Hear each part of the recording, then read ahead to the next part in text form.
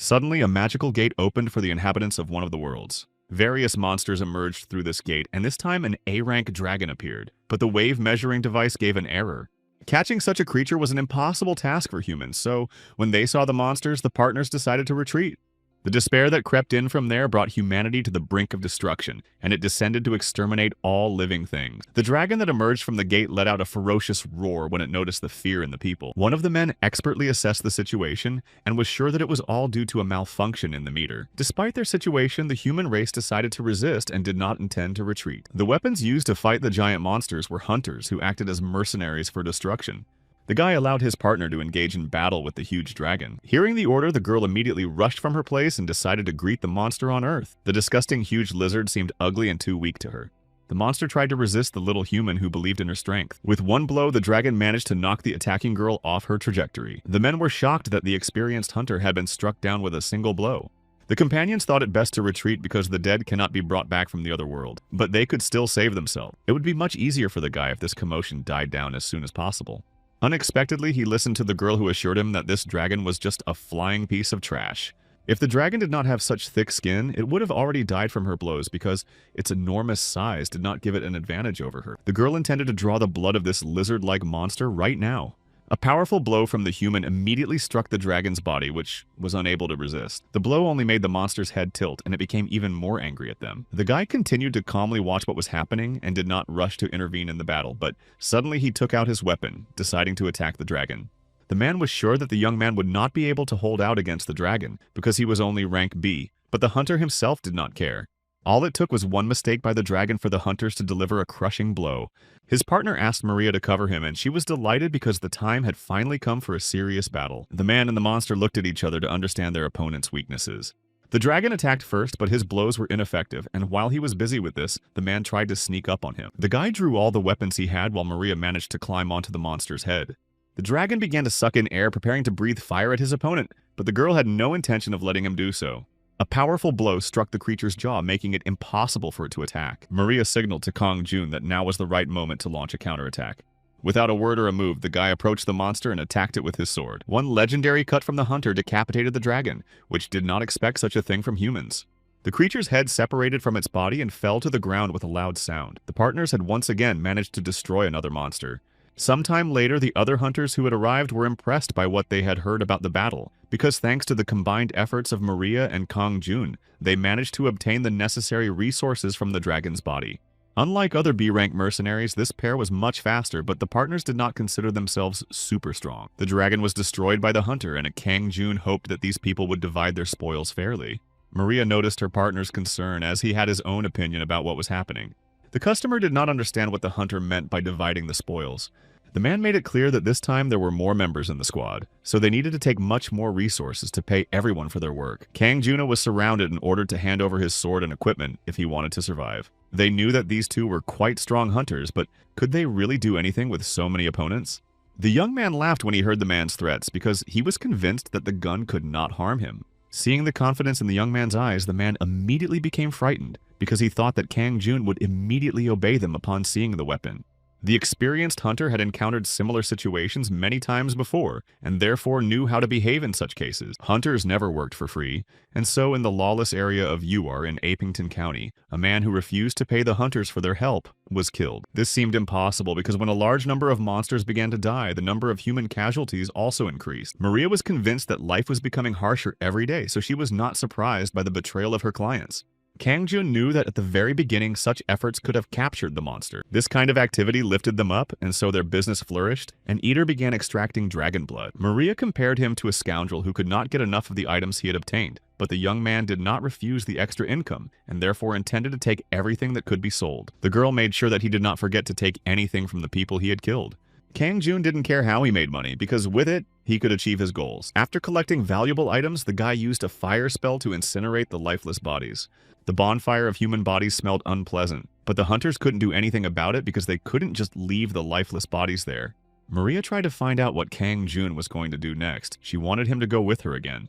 The guy had no intention of participating in another battle and decided to find out how far she would go.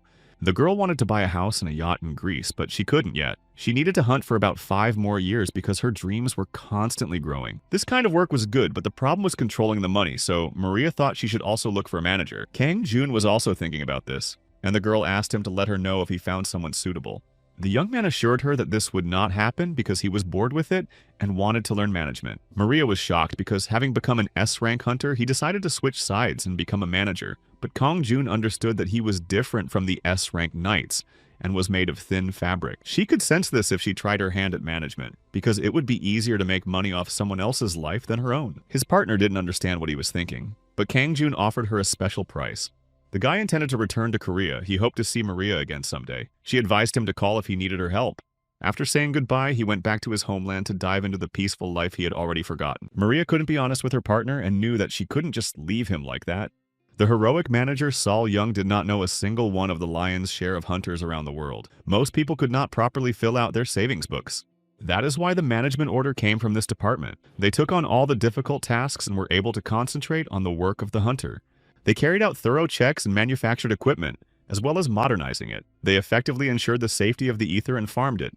If hunters wanted to relax abroad, managers could plan everything they wanted and prepare them for retirement. The hunting management company provided such services at a reasonable rate, calculated as a percentage, which Sol Young guaranteed to her client. Life is short, and this company handled the hunter's assignments without pause. So the manager tried to find out what Kang Jun wanted, but he came for a different matter. The guy showed an ad in which the company was looking for a heroic manager, and he wanted to take on this position. The girl was surprised that a former hunter wanted to try his hand at being a manager. Sol Young looked closely at the guy and noticed a device on his hand that hunters wore.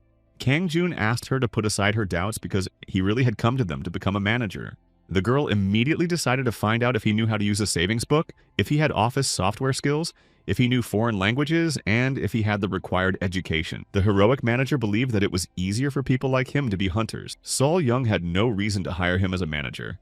Kang Jun was a good deceiver, but the girl did not understand how that would help their company. The job of a manager was a burden for hunters, so the guy thought he could handle it well. Sol Young decided to test him and asked him to lie to her again to confirm his skill. It turned out that Kang Jun had already lied to her. He pulled on his wristwatch, which made a loud click. Such an item was not an attribute of a hunter, and thus he managed to prove that he had deceived Sol Young. The manager did not understand why this man lied about being a hunter when he was not, and she assumed that Kang Jun might be a spy from another company. The girl still couldn't understand this man who continued to enjoy his coffee. Sol Young was deceived without even seeing the hunter's license. Her mistake was jumping to conclusions, but she couldn't be convinced by such a showy display. Until Kang Jun deceived her again, she could not accept him as a manager in this company.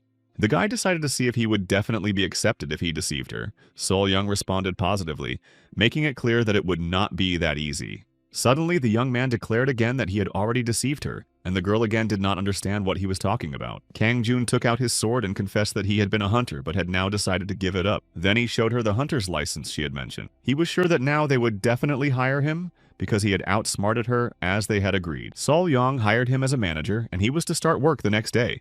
The next day came and Kang Jun arrived for his first day of work and began to immerse himself in the company's affairs. The guy tried to find out from the chairman why the company was located in an offshore zone. This caused the girl to become indignant because she considered this firm to be ordinary. Kang Jun found it strange that there were no other employees in the office besides the two of them. The company was not doing very well because they had very few hunters and the head of the finance department was abroad. The guy knew that this situation was called stagnation. Sol Young assured him that they had one more employee who was returning to South Korea. The girl understood that even though there were 3 of them, this number was small for a normal company. So she suggested that Kang Jun take up hunting, but the guy signed a contract stating that he was not obliged to engage in hunting activities.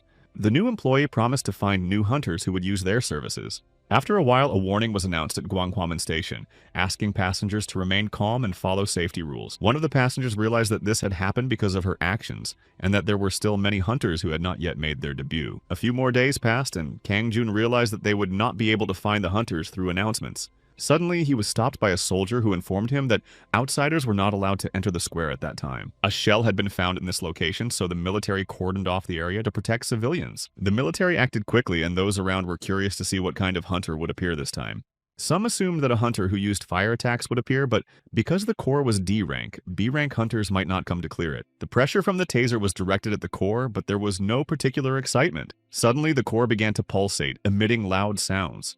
Rishin's team of hunters arrived, and they were praised for their good work. The team leader entered the territory and asked the military for support, and they did not object. The military intended to begin strategic operations, so they asked everyone to leave the area, but Kang Jun asked them to stop. Suddenly, the guy tore the tape, trying to enter the area, and told the military that the core was a trap. According to Kang Jun's beliefs, the core was disguised as a D rank, but the military knew nothing about this and asked the man to leave the area.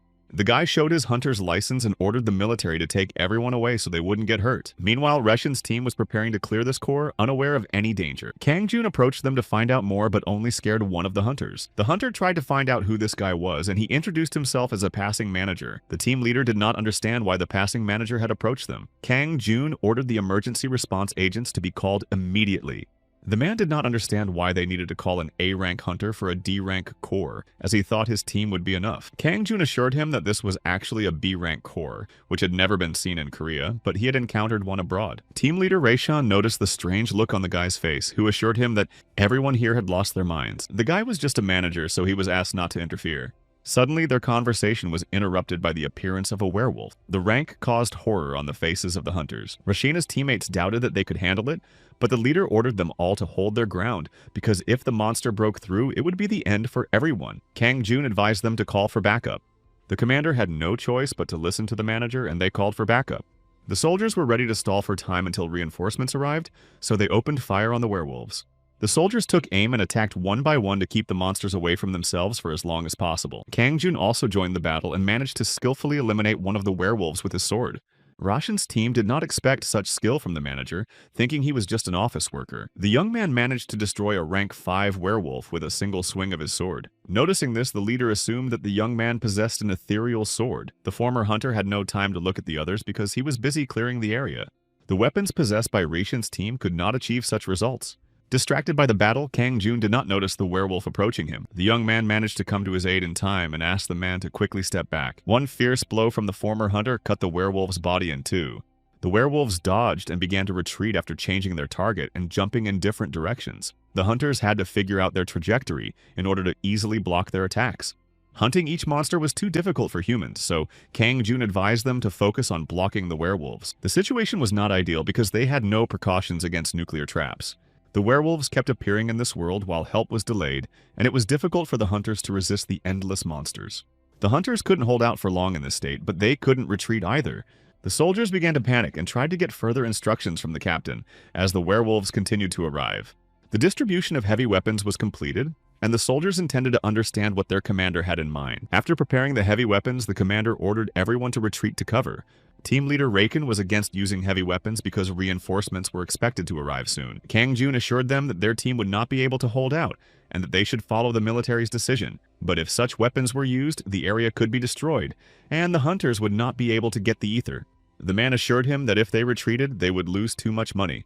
He believed that the team could continue fighting the monsters. The guy was surprised that this hunter considered broken roads more important than human lives. Kang Jun stated that if one of the tentacles leaked and caused harm to civilians, Commander Reshin would be held responsible. This caused an ambiguous reaction from the commander, who did not understand why a hunter who had accidentally intervened was leading this operation. After the commander of the hunters decided not to take responsibility, the military struck the core. The former hunter did not understand why the shelling began so quickly since the evacuation was not yet complete. Suddenly, a silhouette appeared in the clouds of smoke, and he assumed that help had arrived. The girl began to recite the spell of the holy sword that would put an end to the monsters with its illuminating light. Everyone around her rejoiced because they knew that Acacia had come to their aid. The girl continued to destroy the monsters, who began to scatter when they saw her. Acacia made it clear that she could handle everything here on her own. Kang Jun saw this sorceress for the first time. The monsters that threatened the peace of the city were to perish at the fierce hands of Acacia. The girl was a magician who brought justice to this world, and she vowed to destroy all creatures. Kang Jun decided to find out if this girl was really an emergency response agent, but it turned out that Acacia was just a sorceress. The werewolves did not quite understand what to expect from this girl, so they stopped running away from her. Acacia used a fire spell and managed to destroy the monsters standing in place. The guy was shocked by the skills of this girl who killed the werewolves in one fell swoop. After destroying the monsters, the girl began to laugh loudly because her justice had caught up with the monsters. Kang Jun was convinced of the power of this sorceress, who continued to destroy the monsters one after another. More werewolves were discovered because the V-rank core was still active and continued to move the monsters. Acacia was only glad about this and ordered the monsters to approach her because she was going to destroy them all. After a while, she managed to carry out her plan and began talking about justice again. The man knew that this girl had returned to this world from Ishti. Jun tried to find out which team Acacia belonged to. The girl did not have a team, but even if she did, humanity did not know about it. Acacia was a sorceress who intended to dispense justice using her power and skills. The hunter decided to clean up the trash herself and continued to destroy monsters. People thought Acacia was strange, but despite the terrible names of her techniques and actions, she was incredibly strong. This girl's attacks were based on telekinesis, which allowed her to fight so skillfully. There were few people who could control their powers like that, so she seemed incredible to everyone. After some time, Acacia managed to close the core, destroying all the werewolves in the area. The disappearance of the core was confirmed, and Reshin's team was able to breathe a sigh of relief after that. Kang Jun was convinced that they had done a good job, but the commander assured him that he hadn't done anything special, as Acacia had done most of the work. The man intended to talk to the manager, who had managed to intervene in time and help them. Commander Rishin did not know where this guy came from, but he was very grateful to him because if it weren't for him, they could have died. They managed to achieve this result together, risking their lives, but managed to finish everything without any casualties among the civilians. However, if they had used heavy weapons, the outcome would not have been much different. Suddenly, Acacia announced that she was leaving this place. Since the monsters had been destroyed and the core had disappeared, there was no reason for her to stay here. Suddenly, thick smoke rose and the girl disappeared into it, assuring them that they would meet again next time. Kang Jun was surprised by the hunter's sudden disappearance, but the man assured him that this was typical of Acacia. The girl appeared from time to time when monsters came and then left without even taking the core. Commander Rishin was pleased because luck was on their side today, and the former hunter was a little surprised by his reaction. The manager in turn thought about the strongest hunter who did not have a team. It became known that there had been an error in the system, so the hunters were late in being informed of the rank of this core. Suddenly, a hunter appeared who was supposed to support them in this battle. The guy heard that a core had appeared in the VA rank, but everything else was fine because Ms. Acacia and Kang Jun had helped them. The stranger thanked the guy, assuming he was a hunter, but Kang Jun assured him that he was a manager. Ho Yeon introduced himself and said he was an A-rank knight from Leshin's team of hunters. The military discovered that they were missing 10 V-rank cores, and the hunter advised them to ask Ho Yeon, who had just appeared, about it. A man appeared who was indignant at the hunter's behavior, who had made decisions on their own. Choi Kang approached them, recognized Kang Jun, and decided to find out if he was really the hunter he had heard so much about. The former hunter did not know him, but he made it clear that Kang Jun had worked for their company for some time. Choi Kang made it clear that Leshin was in charge here and that it was not appropriate for Kang Jun to simply interfere in this matter. Kang Jun still didn't understand who this man was because despite his explanations, he couldn't understand. Ho Yeon assured him that it was not right to speak so rudely to a man who had helped them, even in Leshin's territory. The A-rank hunter showed his indignation about this with his whole demeanor. Choi Kang only now noticed Ho Yeon, who had been standing next to them all this time. Ho Yeon assured him that such advice to Kang Jun sounded like an insult. The hunter apologized to Kang Jun because he thought Choi Kang was at fault, but Kang Jun assured him that they shouldn't worry about it. Choi Kang was about to leave their company, but Kang Jun asked the manager to stay. Kang Jun asked the manager's name, and he was surprised that the guy didn't remember him. The former hunter constantly forgot small details and therefore did not remember Choi Kang's name. After apologizing to the hunters, he went home. The men thanked him again for his help and wished him luck. On his way home, the guy thought about the recent situation and remembered that he had heard the name Ho Yeon somewhere. The manager decided that he shouldn't think about the A-rank hunter because he was on a team, but Acacia was without a team, and he could become her manager. Reviewing the video from the battlefield, it seemed to him that she was a good specialist in destroying monsters. When he got home, he began to search carefully for more information about Acacia. Pausing the video on replay, he came to the conclusion that this girl was a pro avatar. As he continued watching the video with Acacia, it began to seem to him that this hunter was like a time bomb. Despite her powerful strength, the girl could cause accidental destruction at any moment. After that, Kang Jun intended to talk about Acacia with Sol Yonga. He wanted to work outside the office. The chairwoman assured him that there was no work outside the office at their company, and she began to think that he just wanted to work less. The manager intended to bring a very famous hunter in Korea to their company. The girl decided that since he was praising this hunter so much, he was going to bring in someone related to another manager, but their company couldn't compete with stronger guys.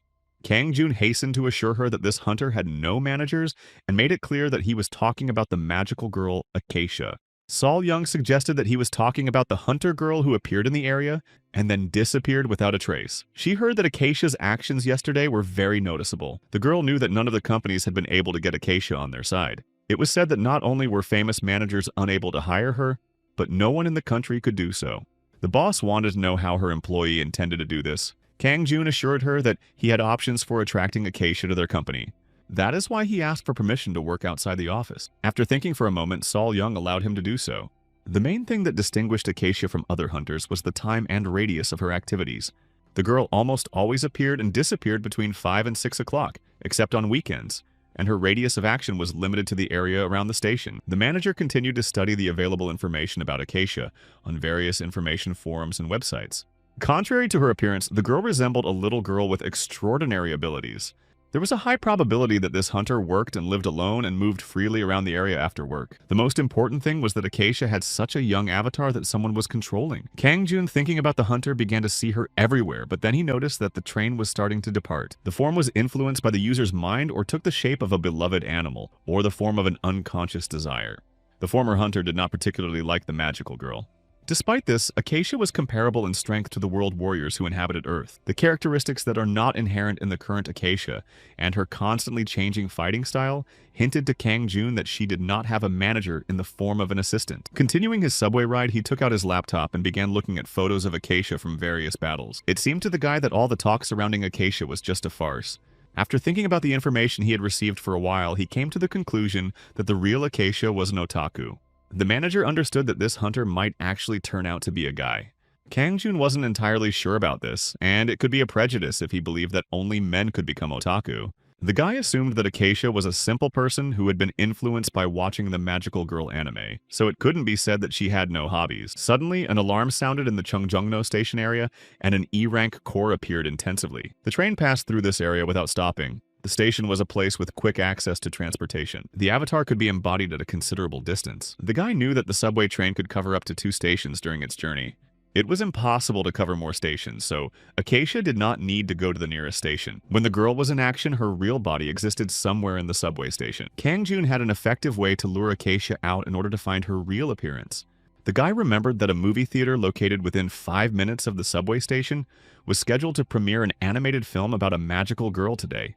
The manager also wanted to see this animation and would regret missing it. Meanwhile, one of the girls bought some popcorn and waited for the premiere of the animated film about a magical girl to begin. The girl was working late that day and thought she wouldn't be able to see anyone today. Suddenly, she noticed a guy who was persistently heading towards her, and she was surprised by this. Kang Jun sat silently in front of her, and the stranger did not understand what this guy wanted from her. The girl tried to understand what he expected from her and awkwardly tried to start a conversation. Noticing his intense gaze, she thought that this young man was flirting with her. Pulling herself together, she finally managed to ask him what he wanted from her. Unexpectedly, the guy smiled and said that he had found a magical girl, but she didn't quite understand what he meant. Kang Jun pointed to a small figurine lying on the table and decided that it was one of the most unique privileges. The girl didn't understand who he was and why he was focusing on the animated figure. The guy ignored her questions and said that the comic about the magical girl had become very popular recently. Kang Jun thought that this was because the real magical girl was active now. His conversation partner suggested that he was talking about Acacia, because no one else came to mind. The guy assured her that she was right, and the girl felt a little uneasy and began to worry. The young man was convinced that he had a good feeling this time, and believed that this girl was definitely Acacia. The girl completely fit all the conditions presented and, moreover, resembled Acacia in some way. The manager decided to put a little more pressure on her and started talking about Acacia. The girl felt that for a first meeting, this guy was talking too much about himself. The guy assured her that Acacia's clothes were borrowed, which upset his conversation partner. At the same time as the rental version was released, there were many comments and discussions on the internet. The young man advised her not to worry about it, and he continued to pressure the girl to reveal herself. Kang Jun felt that the magical girl was not being shown enough respect. Suddenly, his conversation partner couldn't take it anymore and said that it was the guy who wasn't being shown enough respect. The girl believed that Acacia's outfit was not plagiarized from the magical girl anime. The stranger took out a pen and a notebook and intended to prove it to the guy sitting opposite her. Unexpectedly, she immediately began to quickly sketch an image on the sheet of paper. A few minutes later, she showed him the sketch and assured him that these images might look similar. But if you looked closely, they were different, and the concept and accessories did not match. The girl thought that Acacia and the magical girl were being compared because of carelessness, and she hated such fans. After listening to her, Kang Jun was convinced of his guesses and decided to apologize for his prejudice. The guy assured her that since she knew so much about Acacia, she could be connected to her or even be her. The girl immediately began to justify herself, saying that she was just a fan. Her interlocutor suggested that they talk a little about Acacia. Suddenly, they were interrupted by an announcement about an emergency situation at Cheono Station. A core had appeared, and in order to prevent further damage, train service had been suspended. The guy suggested that the accident happened because the hunters were late. A dispute arose between the managers about who was responsible for the delay in sending the hunters. Unexpectedly, the girl announced that she had urgent business at the station and hurried to leave. Kang Jun grabbed her by the arm because it was dangerous to be at the station at that moment, and in an emergency situation, it was not possible to walk around the station area. The girl assured him that it was really important to her, but the guy asked her to wait for the hunters because it was very dangerous for civilians and her appearance could interfere with the hunters. The guy made it clear that he guessed she was Acacia, but if that wasn't the case, she should stay here. Unexpectedly, the girl said that most of the townspeople had hidden and that it didn't really matter, but she demonstrated her power, confirming Kang Jun's doubts. The guy was a little surprised, but being sure of it, he understood that this was exactly how it would happen. After that, the girl was going to the scene to destroy the monsters that had appeared. The girl asked not to be disturbed, and the young man assured her that she should not worry about it. The manager showed her his phone, which had a recording of the danger alert. It turned out that no core had appeared near them, and Kang Jun had simply provoked her to show him her true ability. The recording was from an old broadcast, and he asked her to relax because nothing had actually happened. Kang Jun decided to stop all these jokes and move on to the real purpose of their conversation. The young man was convinced that Acacia was much more beautiful in real life. The girl was angry with this guy because she completely stopped understanding what he wanted from her. The guy introduced himself to her, saying that he was a manager and a hunter, and apologized for the recent disturbance. Acacia took his business card, but she still didn't know why he had initiated their meeting. If the manager hadn't done so, she would have continued to hide from him. The girl immediately decided to find out what he wanted from her, assuming that he intended to announce it in the media. The guy assured her that it would take too long to explain and therefore decided to postpone it until later. The young man showed her a movie ticket and suggested they go see the movie first and then return to their conversation. After the movie started, many people rushed to gather so as not to miss the beginning. This got on the girl's nerves and she couldn't concentrate on the premiere at all. By chance, the girl had to watch the movie with this particular person. Kang Jun watched the film while her attention was preoccupied with thoughts about him. The girl became curious about how much this manager knew about her. After a while, the film ended. The guy was interested because he had expected less. The guy was about to leave the theater when the girl suddenly grabbed his sleeve, forcing him to stop. The girl said that there was an epilogue that she wanted to see, so they decided to stay and continue their conversation afterwards. After a while, the screening ended, and the acquaintances went to a cafe to talk. The girl was very happy because she liked the film and the epilogue, which exceeded all her expectations. The heroine of the film moved beautifully thanks to the use of modern technology, which Kang Jun also liked. The guy intended to move on to talking about Acacia, but the girl continued to discuss the movie they had just seen. The girl made it clear that this series about a magical girl was very precious to her because she had watched it throughout her life. Suddenly, she realized that she had gotten too excited about watching the film and decided to find out what the manager wanted to talk to her about. Her conversation partner didn't mind moving on to the real topic of conversation about Acacia. Before starting, he decided to ask the girl's real name. Her name was Gina Chue Gina. The manager wanted to know how long Gina had been using the avatar. The girl still didn't quite understand, so the guy explained that an avatar meant the ability to summon a spirit like Acacia. Gina admitted that she had acquired this ability 2 or 3 years ago. Before that, she was like a spirit and could feel herself floating freely in space. The guy realized that before creating Acacia, Jinha could create spirits. After thinking for a moment, he decided to warn his interlocutor that his words might seem unexpected to her. Kang Jun informed her that if she continued in the same vein, she could die within the next 5 years. Such words were indeed unexpected for her, and at first she did not believe him. After this meeting, they parted ways, but Gina couldn't get Kang Jun's words out of her head. Acacia's abilities were above S level, but in situations like this, that didn't help her. Gina thought that the stronger the hero, the better, but the manager assured her that her strength also had its drawbacks. The current situation reminded him of a car racing without brakes. The guy made it clear that if an accident happened in such a case, it would not seem strange at such a pace. If Jin continued to grow in strength at this rate, her body might not be able to withstand it and collapse. No one ever knew how he would die, but when he told her about it, she began to recall her recent experiences. The girl had indeed been feeling unwell lately, but she didn't pay much attention to it. Suddenly, it was announced that the D-Rank core was vibrating at the exit of the Yuljiro station, and all citizens were asked to be careful. Gina noticed that this time the announcement seemed realistic, but after talking to Kang Jun, she didn't rush to get stressed out. A feeling of depression haunted the girl, and now she was hesitant to help clean up the core. Despite promising herself not to overwork, she couldn't just leave it at that. The girl herself did not understand why she had done such a thing. She stopped with everyone else in the safe zone. The hunters arrived quickly, and their delay would have been unusual in such a case. Her partners wanted Acacia to come to them again this time because then they would be able to cope much faster. Suddenly, the girl heard that these hunters treated Acacia carelessly because she almost always cleared the core alone. Her partner decided that his friend was being too arrogant about the huntress, but he assured him that they could handle it themselves. The guy made it clear that in order to get their reward, it would be better not to wait for Acacia. Hearing this, Chinha decided not to interfere in the hunt. She did not expect them to speak about her that way. Suddenly, the girl bolted from her spot, making the soldier nervous. She kept running, trying to get the thoughts that kept haunting her out of her head. Gina herself knew that no one particularly needed her to appear as Acacia. The girl knew that interfering in a matter that was already being resolved was not a very good idea, but she wanted to help. The young lady was aware that, having the ability, she simply wanted to have fun. Suddenly, she coughed, and traces of blood appeared on her hands, confirming the truth of Kang Jun's words, who was ready to help her. After a while, the phone rang. The guy went to the phone and saw that it was Chinha calling him. The guy picked up the phone and was the first to ask how she was doing. The girl asked to meet with him in person if it wasn't too much trouble. The young man asked her to give him some time to get ready, and Gina sent him her location for the meeting. Gina called him sooner than he expected, so he assumed that something had happened to her. Kang Jun was sure that now he was approaching the final stage and would be able to bring the first hunter into the company. Gina waited for the manager on the street. Night had fallen, but she still believed he would come. Suddenly, she heard a familiar voice offering her a cup of coffee. Even though it was cheap coffee from a can, the girl thanked him for it. Sitting down next to her, he tried to find out what had happened to her. Gina made it clear that the conversation would be about Acacia. The girl realized that her avatar, Acacia, had been unnecessary all this time.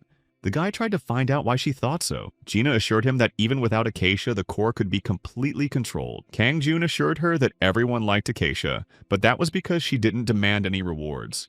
The girl was sure that if she asked for something, she would simply be sent away because she was not an official hunter or anything like that. Gina admitted that she had developed the ability and desire to play at being a rescuer like a little girl. In reality, no one needed her, and she put herself above others, believing that everyone needed her. The girl believed that it would be better for her to give up all this because she had very little time left to live. Acacia was not a hunter, but she was not an uninvited guest either because she was a magical girl of love and justice. The boy's words made the girl stop crying and doubting her usefulness. The magical girl protected people without any reward, and in essence, she was closer to a hero than a hunter. Earlier, during the trap with the core, she came to the aid of the hunters, and thanks to her, they were able to cope. And it would have been strange if there had been human casualties in such a case. The guy made it clear that the girl was helping everyone for free with her actions, and because of these words, Jean felt much better. The girl thought that if she continued to do this, it would turn out worse for her, because she had only about 5 years left to live. Kang Jun intended to help her with this. Gina didn't quite understand how he could help her, but he assured her that he could. Her interlocutor made it clear that she would not die now, and that there was a possibility that she would continue to live after 5 years. The manager asked if she had heard of Ethel. The girl knew that it was extracted from the core. Ethel was the main resource for hunters and one of the most important things in battle. Hunters absorbed it themselves to increase their strength and abilities. The guy compared Ethel to a battery that was necessary for monster hunters. Gina had not yet absorbed it because she did not even know what it was at first. This was the reason why her life could end too quickly. By absorbing the right amount of ether, it was possible to restore one's lifespan. Upon hearing this, the girl immediately became excited because it seemed impossible to her. The girl immediately began to rejoice and shed tears of joy. Kang Jun asked her to calm down.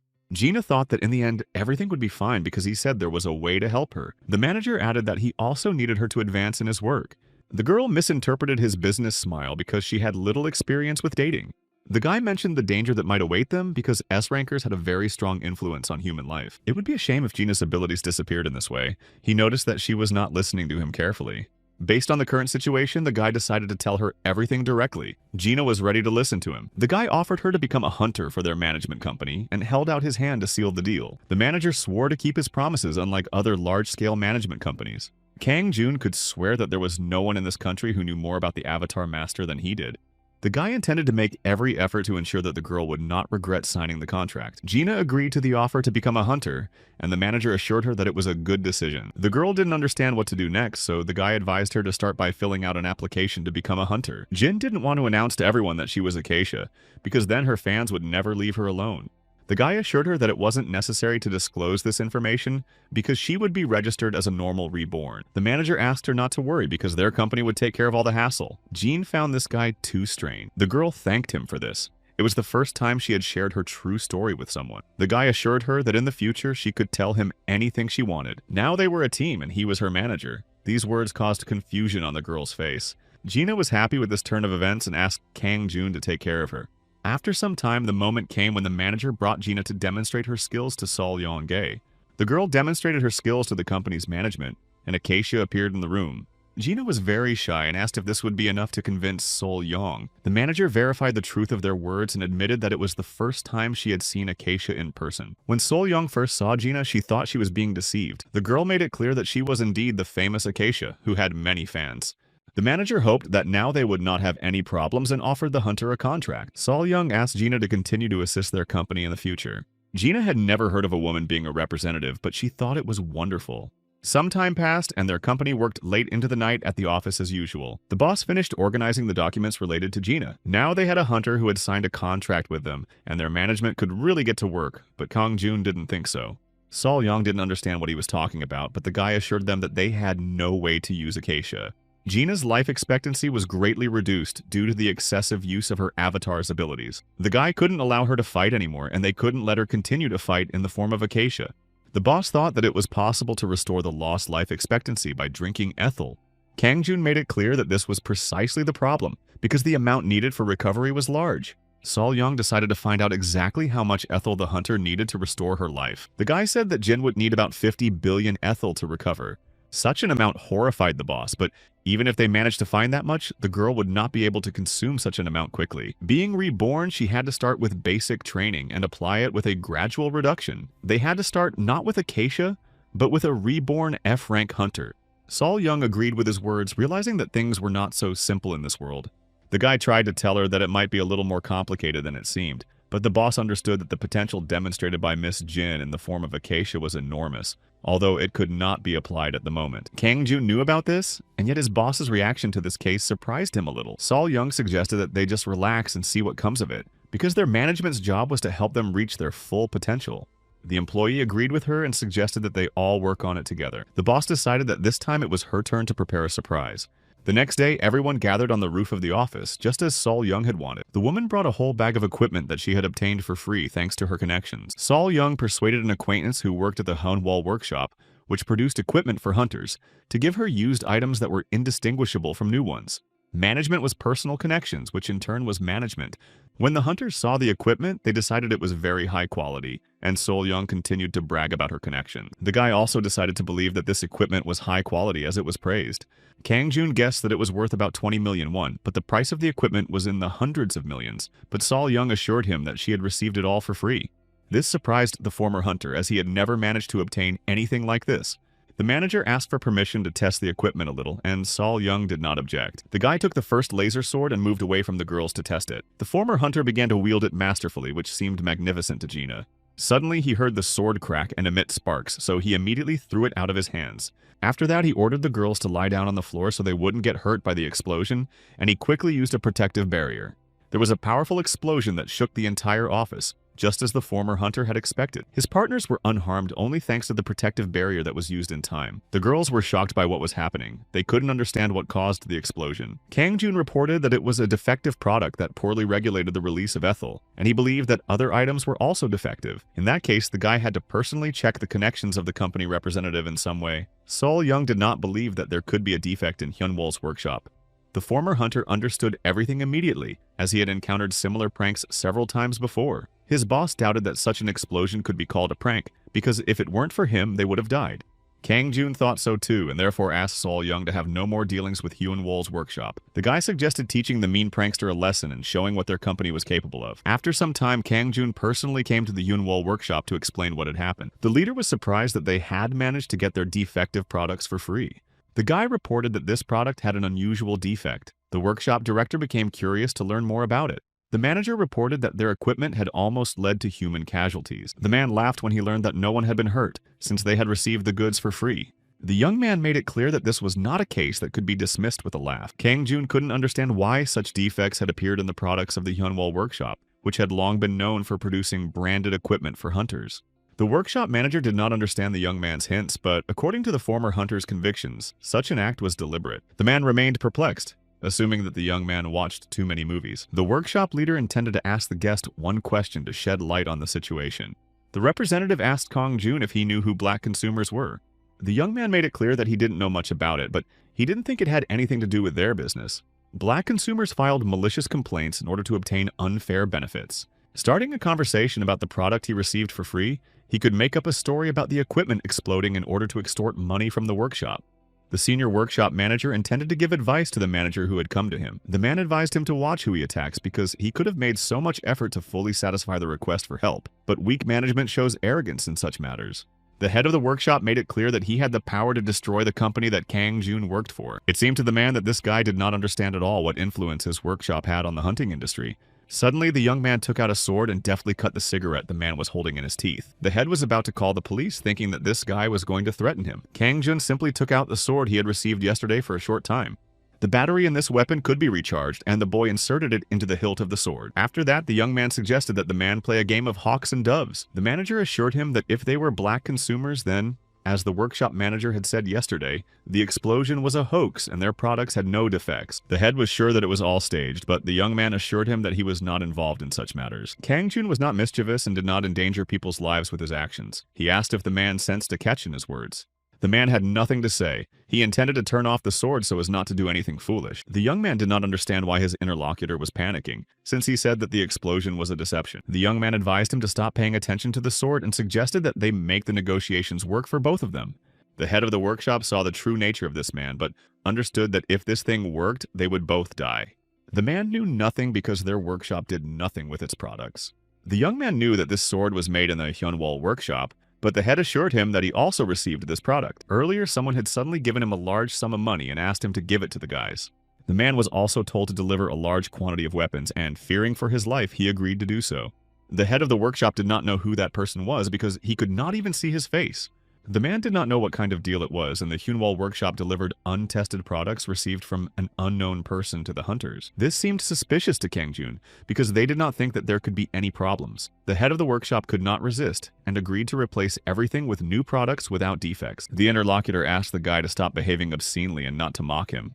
Now that the workshop manager was in this situation, he doubted that things would get easier for him. Kang Jun demanded a guarantee for the weapons he had received. The man had no choice but to agree and give a warranty for his products. The young man continued to pressure him, extracting favorable terms for himself, and the workshop manager made him a promise and extended the warranty period indefinitely.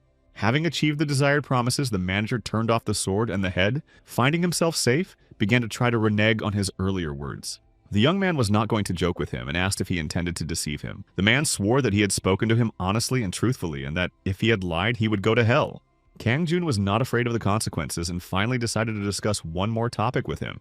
Taking his smartphone out of his inside pocket, the young man made it clear that he was recording their conversation. The head of the workshop, Hyunwol, realized that he would not be able to simply renege on his words. If these facts were to become public, it would deal a serious blow to the workshop's brand image. After they had decided everything, Kang Jun apologized and left the office. The man felt that his life had been cut in half after that conversation. The young man asked to be provided with the products and a copy of the contract next time. The head of the workshop did not understand who this person was, who introduced himself as a manager and assured him that extortion was his talent. After a while, he called the company's chairman and reported on the successful deal. The manager was sure that a solution could always be found because he knew from experience that the sword's vibration function was useful. Kang Jun asked if Sol Young ever had any enemies, and she assured him that she shouldn't have any. Despite her answer, the guy felt that someone must be behind what had happened, as the scale of the explosion's consequences was intended solely for destruction. The girl thought that such an incident could easily make her a lot of enemies, and the company's chairman intended to do everything at her discretion. Kang Jun did not object to this. After a while, a delivery service arrived at the company's office, bringing them the agreed-upon goods from the Hyunwol workshop. Sol Young was surprised by the large quantity and decided to check whether it was indeed the promised goods. Kang Jun suggested that they all check the quality of the product together this time. After spending some time checking, they found that all the products were of high quality and, moreover, were top-grade Category A. Sol Young was very tired from this inspection and had no idea what to do with these goods.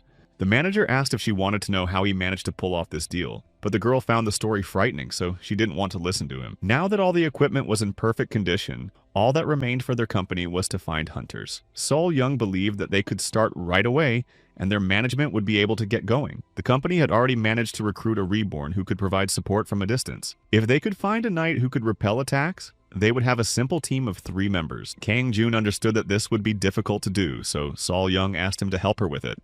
In that case, the guy believed that it was time to release the graduates of their Knight Temple. His conversation partner knew that most of the graduates were candidates for the Templars.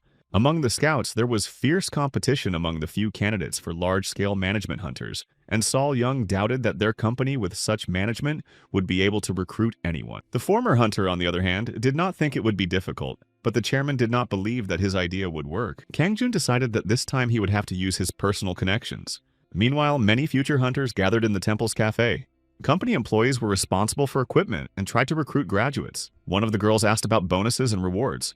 The manager understood that Zhu Yan had good achievements and promised to create the most comfortable conditions for her. The girl was very grateful to them for this and asked for time to think it over. Another graduate sat alone at a table because none of the companies had offered her a position. After finishing her conversation with the manager, Zhu Yang decided to ask her friend who she was waiting for. The girl did not answer, but Zhu Yan insisted on an answer to her question. Zhu Yan assured her that her friend had been too busy to meet with her and now offered to talk to her for the first time in a long time. Her friend had recently grown tired of working with agencies. She felt that there was fierce competition due to the small number of knights.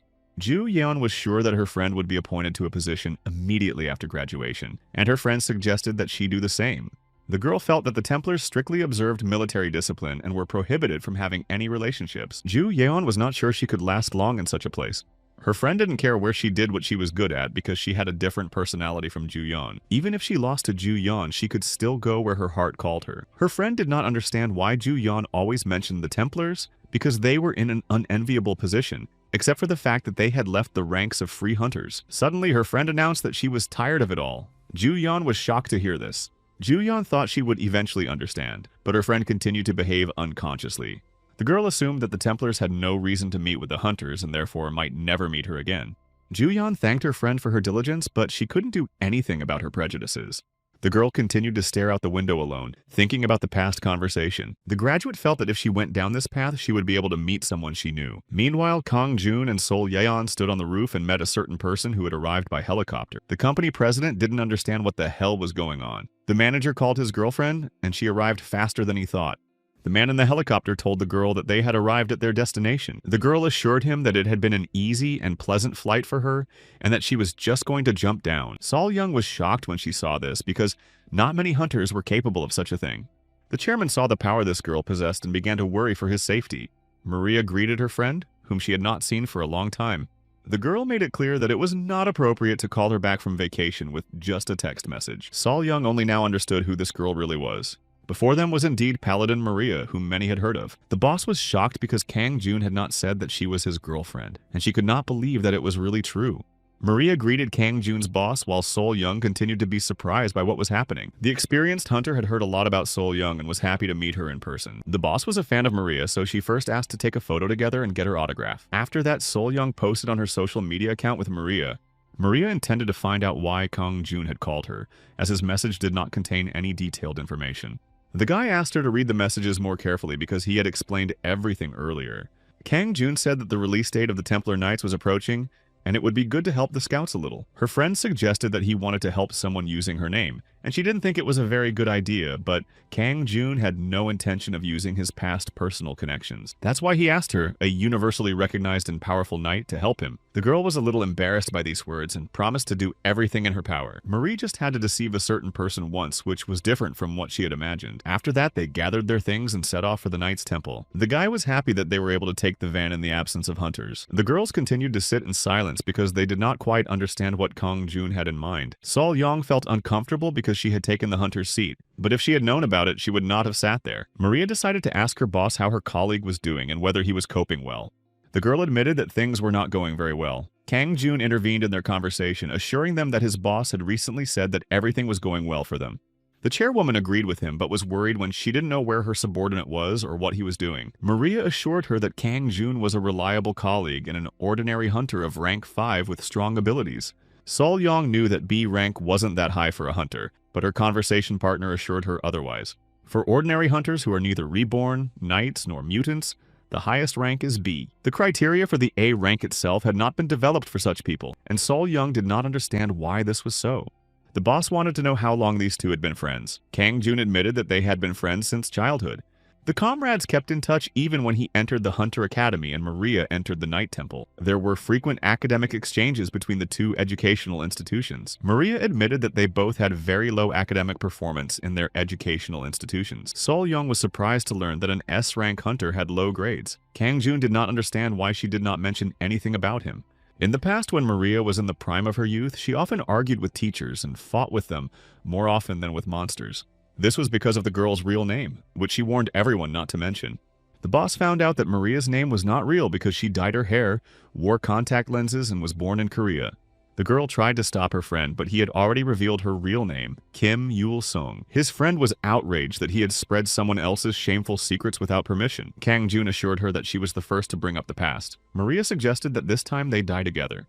Sol Young was shocked by what was happening, but was convinced that these two were true friends. After that, they managed to get the real book of records of the Knights Templar, which also included candidates for the Templars. As Kang Jun had said, he was looking for a replacement for himself, which is why he was so happy. The boss was surprised that the Templars were not on the usual list. Kang Jun did not officially announce it, but the list of Templar scouts did not include Templar candidates. They were training hunters, but the Knights Templar was originally an institution that trained Templars. Bondi Knight was an organization that trained Templars, but it was difficult for management to attract such candidates, which is why Kang Jun blocked the information in advance in order to compile 2 books of records. Sol Young doubted that this was normal, but the manager knew that it was not a good idea to tempt sacred disciples to become Templars. The guy asked if they would mind if he tried to tempt one, even though he was Maria's friend. She still considered his actions terrible. The first place on the list was taken by a student named Kang Ju Young, but she was a candidate for hunters, so Kang Jun excluded her. So Ah-ran was first among the students in the Templar candidates, so she was a good fit for them. Maria found this very interesting, but she did not understand what low-level cooperation meant, because usually the low level was F rank. This meant completing all team assignments independently, without cooperation. Kang Jun decided to ask his friend what she thought of So Ah-ran, whom he intended to recruit. After hearing the details, Marie did not count on the other candidates from the Knights Temple. Sol Young, noticing her subordinate's strange look, decided that he had completely lost his mind. His friend assured him that this behavior was very similar to the old Kang Jun. The chairwoman learned that someone like Kang Jun wanted to reject the 2-position increase, and it seemed to her that Maria could persuade him otherwise. The girl assured her that a man like that would never listen to her, and that the desire to become a Templar was irrelevant if it meant destroying monsters. One of those people who were tired of fame and power and ignored other people's words, perceiving the latter as grumbling, was Kang Jun. The guy had a feeling that he had seen So Ah-ran somewhere before. Kang Jun intended to meet her and talk to her anyway, and Sol Young asked if he had any better ideas on the matter. The guy knew it would be difficult to bring a candidate to the Templars, but he believed that if he met with her, everything would work out. The chairwoman thought that everything would turn out that way, and Maria agreed with her because she knew her friend's nature. Meanwhile, So Ah-ran continued to sit alone, unaware of the upcoming meeting. Kang Jun tried to figure out the best course of action in this case. He had found out her contact and personal information, but he couldn't just go looking for her. It seemed to the guy that these guys didn't care, or the question was whether it was a sense of duty. Suddenly, he noticed an unhappy Ju Yeon walking past him. Kang Ju Young, the knight, took first place in the rankings, and contrary to expectations, the atmosphere around her was as if she were an ordinary student. Kang Jun doubted that he would be able to see her again in the future because this world was so vast. Quite by accident, he noticed So Ah-ran, who was shocked to see a familiar face in front of her. The guy immediately realized that this world was not so big after all because he managed to find the right candidate. The manager approached her and immediately apologized for interrupting her rest. Kang Jun intended to talk to her a little and told her that he knew she was a candidate for the Templars. So Ah-ran did not mind this conversation. The girl became curious about what he wanted to talk to her about and was therefore ready to listen to him. The guy decided not to waste time and got straight to the point, offering her to become a hunter. The student reacted ambiguously to this, deciding that he was offering her to do it. Kang Jun nodded affirmatively, believing that she had a reason to quickly become a hunter. So Ah-ran agreed to do it. The manager did not expect her to agree so quickly. The girl was ready to do as she was asked. Meanwhile, the girl sat under a tree waiting for Kang Jun to return. Noticing a strange look on her face, Sol Young decided that there was something wrong with her face. Maria decided to find out how old this boss was and was surprised by the answer. The hunter repeated that she wanted to know the age of Sol Young, who worked with her companion. The girl was surprised that as soon as Kang Jun disappeared, Maria's expression suddenly changed. Her interlocutor asked her not to lie because she wanted to know how she became a representative of the company at such a young age. Sol Young told her her age, but to Maria it seemed like she was just a child. If she had told her that she was a schoolgirl hunter, Maria would have believed her. It seemed to Maria that the aging process had been reversed. Maria didn't know what was going on, but Sol Young could be in big trouble if she just put up with the discomfort. The hunter offered to recommend a good clinic, but Sol Young declined, thanking her for her concern. The chairwoman wanted to focus on the matter at hand, and they noticed Kang Jun's return. The guy brought them the coffee they had asked for. Sol Young thanked him because her throat was already dry. The manager told the girl that on his way back, he had accidentally met So-Ah-Ran. The young man assured her that the girl was ready to become a hunter in their company. This statement puzzled Sol Young, but Maria was delighted. Kang Jun made an offer, and So-Ah-Ran agreed. In any case, she signed the contract for hunters. Sol Young did not understand how he managed to meet her so accidentally and sign the contract. The manager was just walking down the road when he met her, and simply made the offer. He didn't know if So-Ah-Ran would regret wanting to become a Templar. Maria suggested that the two might have fallen in love at first sight, but the guy dismissed that idea. This came as such a surprise that the chairwoman couldn't figure out what was going on, but the contract was signed according to all the rules. Her friend decided that since everything worked out for him, she could be free of this. Everything turned out to be easier than expected. Maria made it clear that Kang Jun would owe her for this. The hunter intended to leave them because all the business was finished and her comrades did not need her help. Sol Young wanted to treat her to a meal before she left, but Maria declined. Her friend asked the guy to at least walk her out, and he didn't mind. Once they were alone, Maria asked her friend to decide whether he would remain in the alliance. Since everyone was in a difficult situation, the guy promised that he would let her know soon, and his friend assured him that it would be better for him to leave than to be expelled. As they said goodbye, her friend assured her that they would be able to see each other again when they had business together. The girl advised Kang Jun to take care of himself as she got into the car and left the Knight's Temple. After Maria's car drove away, he immediately reported this to the company representative, saying that Gina had already fulfilled all her duties. The girl recalled the incident in the Yekon underpass involving monsters. Earlier in one of the cities of Korea, So-Ah-Ran happened to be involved in this incident by accident. The incident with the monsters in Jekon occurred in the year 2031. The largest number of human casualties was recorded after the approval of the crisis management instructions. A Class C underground dungeon appeared near an abandoned construction site, and due to malfunctions, the broadband detector was unable to detect the waves. Young So-Ah-Ran witnessed a terrible catastrophe as monsters devoured people. Within 2 days, the monsters evolved to level A and flooded the entire city. Local residents, noticing the monsters, began to flee in panic, trying to survive. But So-Ah-Ran was in shock from what was happening and could not move. Her friends didn't understand what she was doing. They tried to take her with them into the bunker, but the girl refused to go with them. So-Ah-Ran did not want to leave her father and mother, who had stayed at home near where the monsters were rampaging. The monsters continued to destroy everything in their path and spared no one. The area was plunged into utter ruin. So-Ah-Ran still ended up in the underground bunker of the Jungcheong school. The vice principal forbade the girl from opening the door, arguing that they could all die because of it. The survivors did not know whether the monsters were hiding in the corridor or not, so the vice principal was not going to open the bunker door. The others understood that they could save the survivor if they opened the door right now, but the man was against it. The vice principal understood that he could be condemned for these words, but in order to save everyone else, he forbade them from opening the door. So-Ah-Ran had no intention of listening to him and began to open the door to the shelter, but the vice principal ordered her to stop. The man was sure that the schoolgirl did not understand what she was doing, but the girl was not going to leave the survivor outside the shelter. The schoolgirl opened the bunker doors, thereby saving the life of another girl. The rescued girl was Ju-Hee, and the teachers were glad that she was safe and sound. So-Ah-Ran was surprised that these teachers had refused to let her in until recently. The head teacher ordered the bunker doors to be closed immediately, as he did not understand what the schoolgirl was planning to do. The girl had no intention of staying with them, so she left their disgusting gathering. Once outside, she still hoped that her parents had survived. Walking through the ruined streets of the city, she became increasingly convinced that there were no survivors left here. So-Ah-Ran no longer wanted to remain in this mortal world, so she decided to surrender to fate. Suddenly, she heard the sounds of battle and opened her eyes to see Kang Jun, who had come to her aid. The hunter reported the survivor he had found to headquarters, and he was asked to move her to a safe place. The guy could handle this task alone, so he refused reinforcements. The girl did not quite understand what was happening when he suddenly held out his little finger to her. Kang Jun asked her to take his finger as a sign of a promise until they got out of there.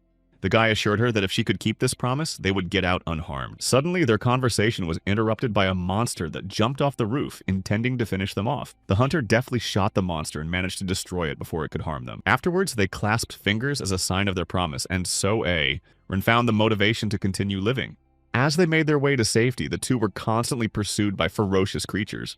Using his weapon, the hunter managed to fend off the monster's attacks. The other monsters began to gather at the sound of the shots, but Kang Jun managed to eliminate them all. Thus, he managed to bring the girl to safety without any injuries. The girl looked closely at her savior and wanted to become like him. So Aran tried to find out who he was, but he did not expect to hear such a question. It wasn't easy for the guy to answer this question, but he said he was a monster hunter. Kangjun explained that people like him are called hunters and asked her not to call him uncle. A lot of time had passed, so Aran thought that her savior didn't recognize her, and she didn't understand why he had become a manager. After thinking about it for a while, she didn't care anymore because she wanted to move forward with him as before. Some time passed, and the day of graduation from the Night Temple arrived. Many managers began to gather at this place to recruit hunters. Lonely, So Aran noticed Kangjun trying to hide a bouquet behind his back from her. The guy congratulated her on her graduation, and she was embarrassed at first because she didn't know how to react. The manager suggested celebrating this day together because now she could join them as a hunter. The girl was very happy at that moment because she wanted to be close to Kangjun. Sol Young congratulated her on joining the ranks of the hero management hunters, introduced herself, and hoped for the cooperation of the participants. The boss was happy that they now had 2 hunters, but in order to officially form a team, they needed 1 more hunter. The chairwoman introduced Kangjun, who would be supporting them. He was a former hunter and asked the new employees to support them as well. The girl had high hopes for the manager, as a lot depended on him. So Aran tried to find out if their company provided housing for hunters. Miss A. Ran had recently lived in a dormitory, and it was uncomfortable. Sol Yong hinted that Kangjun should take her in, as his house was not far from the company. The boss assured them that the company would be able to provide them with housing and meals, but Kangjun assured her that he could only help with housing. Sol Yong learned that Kangjun was the owner of an entire building, and she did not understand why he had become a manager in that case. The entire 4th floor of the building was occupied by 1 apartment, which was large enough for 2 people to live in. Kangjun lived in a 1-room apartment on the 2nd floor, and they could turn to him if necessary. The girl didn't understand why he lived in a 1-room apartment and not in a spacious one, but it turned out that living alone in a spacious house annoyed him. The monthly rent was 1.5 million won. Kangjun made an exception and did not intend to take a deposit. Sol Young realized that she would have to pay for his apartment, which he had rented out to the hunters. The guy gave the girl the room card and promised to come up to them as soon as he took care of the formalities. Gina was surprised that they only needed to bring 2 people. Kangjun didn't understand what the problem was. The girl assured him that everything was fine, noticing her partner's embarrassment. Gina was very embarrassed about her misunderstanding and thanked them for their concern. After a while, the girl unpacked all her things in the room. She hadn't expected it to be so tiring. Gina noticed So A. Ran's intense gaze and didn't know how to act in this situation, so she decided to introduce herself to her future partner first. Meanwhile, So Aran did not understand what kind of hunter Gina was, as she looked weak. The girl introduced herself as Gina, an experienced avatar master, but assured her that she still had a lot to learn. So A. Ran also introduced herself to her. So Aran assured her that it was difficult to find an experienced avatar master these days, and Jin asked her for help. Gina continued to feel ashamed because lately she had been surrounded only by tactless people. Her partner tried to find out how Gina became a hunter, and she was delighted to hear this question, but did not want to reveal that she was Acacia. The girl thought for a moment because she wanted to explain it to her, so as not to raise unnecessary questions. Gina admitted that she was a magical girl named Acacia, which meant that she had avatar abilities. It was said that this ability had a very bad effect on the human body. The girl told So A-Ran everything that had happened to her recently and how she had met Kangjun. Thanks to Kangjun's help, she was now in this place and could help him and prolong her life. After saying this, the girl felt awkward because she did not consider herself as outstanding as the knight So A-Ran, who thought that this was a good enough reason. So Aran learned that Kangjun had saved this girl just as he had saved her back then, because even after becoming a manager, he hadn't changed. Gina wanted to know why So Aran had joined them, but the girl kept it a secret. The girl had recently bought a movie about a magical girl and suggested that So Aran watch it with her. Gina suddenly realized that this could be interpreted as her being an otaku, so she tried to explain herself, but So Aran had nothing against other people's hobbies. Her partner admitted that she also had favorite movies, and Gina assured her that this was the best movie. The movie about the magical girl seemed like a children's movie, but it was very well made, and Kangjun also found it interesting to watch. Upon hearing this, So Aran immediately attempted to obtain the film from him in order to watch it. The girl made it clear that since the manager had watched it, she had to watch it too. So Aran turned on the film on the TV to find out what Kangjun liked about it. The novice hunter watched the movie with interest, which was turned on quite loudly. After a while, she began to doubt that the manager could have watched something like this. Gina did not watch it with her because someone called her. Despite this, she continued to watch the movie, deciding that there might be an unexpected plot twist later on. The main character of the film was no longer like her former self and was ready for anything. After spending more time watching, she realized that it might turn out to be much more interesting than it seemed. So Ran continued to watch the film alone. The magical girl could not win at this pace. The plot made the viewer dive into this fictional world with interest. The girl was already worried about the main character and offered her words of support. So Aran was so engrossed in watching that she didn't notice Kang Jun appear next to her. The girl was startled when she heard his voice, but he apologized, saying he just wanted to point out a few things. So Aran tried to explain, but the manager asked her not to worry about it. Kang Jun put the documents on the table and asked her and Jin to read them. Before leaving, he wished the future hunter a pleasant viewing. A moment later, Jinna came to her and, noticing the documents on the table, assumed that there was some kind of problem with them. So Aran remained silent because she felt awkward about the recent event. But Jinna thought that she was deeply impressed by the film, and, contrary to her expectations, her partner turned out to be a sensitive child. After a while, the girls went down to the basement to the training room. The girl tried to practice with baseball balls that flew out of the machine at her. Gina, meanwhile, had a completely different workout. She had to make every effort to bend a spoon. Kang Jun came down to them and saw that the girls were not succeeding and were angry about it. An hour ago, before the training began, the manager intended to test them. So Aran showed the best performance in the Knights Temple, and Gina proved herself to be very active as Acacia, so Sol Yeon doubted that they needed training at all. Kang Jun assured them that in a real battle, everything happens differently, and that neither of them had yet reached the level required to participate in a real battle. So Aran did not quite understand him. So his manager had to explain his words to the girls. Most of those trained at the Knights Temple tended to be combative because they had been training to this day. No matter how hard they tried to attack the training dummy, it was programmed not to harm those undergoing combat training. However, in a real battle, the most important thing was not to die immediately upon encountering monsters. The manager remembered his comrades who had died in the very first battle. Therefore, Miss Aran had to undergo training at the appropriate level, which consisted of blocking enemy attacks with powerful physical resources. If a knight cannot do this, he is worthless on the battlefield. Jean was eager to find out what kind of training awaited her, since she was not a knight. The girl had enough experience in real battle as Acacia, but it was experience as an experienced avatar master. The company could no longer employ Acacia, and she could not use this avatar. The girl assured them that she was in good shape lately, but the manager forbade her to do so. Kang Jun assured her that her power was indeed dangerous. Among his acquaintances was an experienced avatar master with outstanding abilities. Therefore, in order to lay the foundations for avatar control, Jin must be sufficiently competent. The master he knew had died in an explosion caused by an avatar. It was a difficult time, so they had to fight monsters. Now Kang Jun wanted to prevent this from happening again, and Gina also did not want to end her life this way. From that moment on, she would undergo training to become reborn, and she would have to acquire the supernatural abilities of telekinesis. Paranormal abilities were lower in rank than the Avatar's abilities, so they could not harm Gina in any way. The manager had warned them, so he understood why this situation had arisen. So Aran was completely unable to provide protection, and she understood that she needed to pull herself together. Kang Jun approached her and suggested that something was wrong with her. The girl was delighted to see him. She assured him that she was fine and could continue training. She was embarrassed when he grabbed her shoulders. The manager was going to teach her how to calculate the timing of a fight accurately and decided to repeat it with her. So Aran just needed to know the rhythm of the attack and the interval between detection within sight and receiving the blow. To calculate the timing accurately, the guy squeezed her hands tightly and asked her to use the resources of her powerful body. The machine began to quickly feed tennis balls. So Aran was ready for this. The manager squeezed her shoulders and she realized that she needed to use her body's strength right now.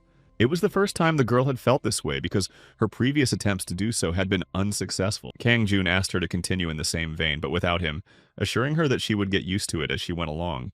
So Aran continued to fend off the tennis balls with the help of her body enhancement. After that, he approached Jin and tried to find out how her training was going.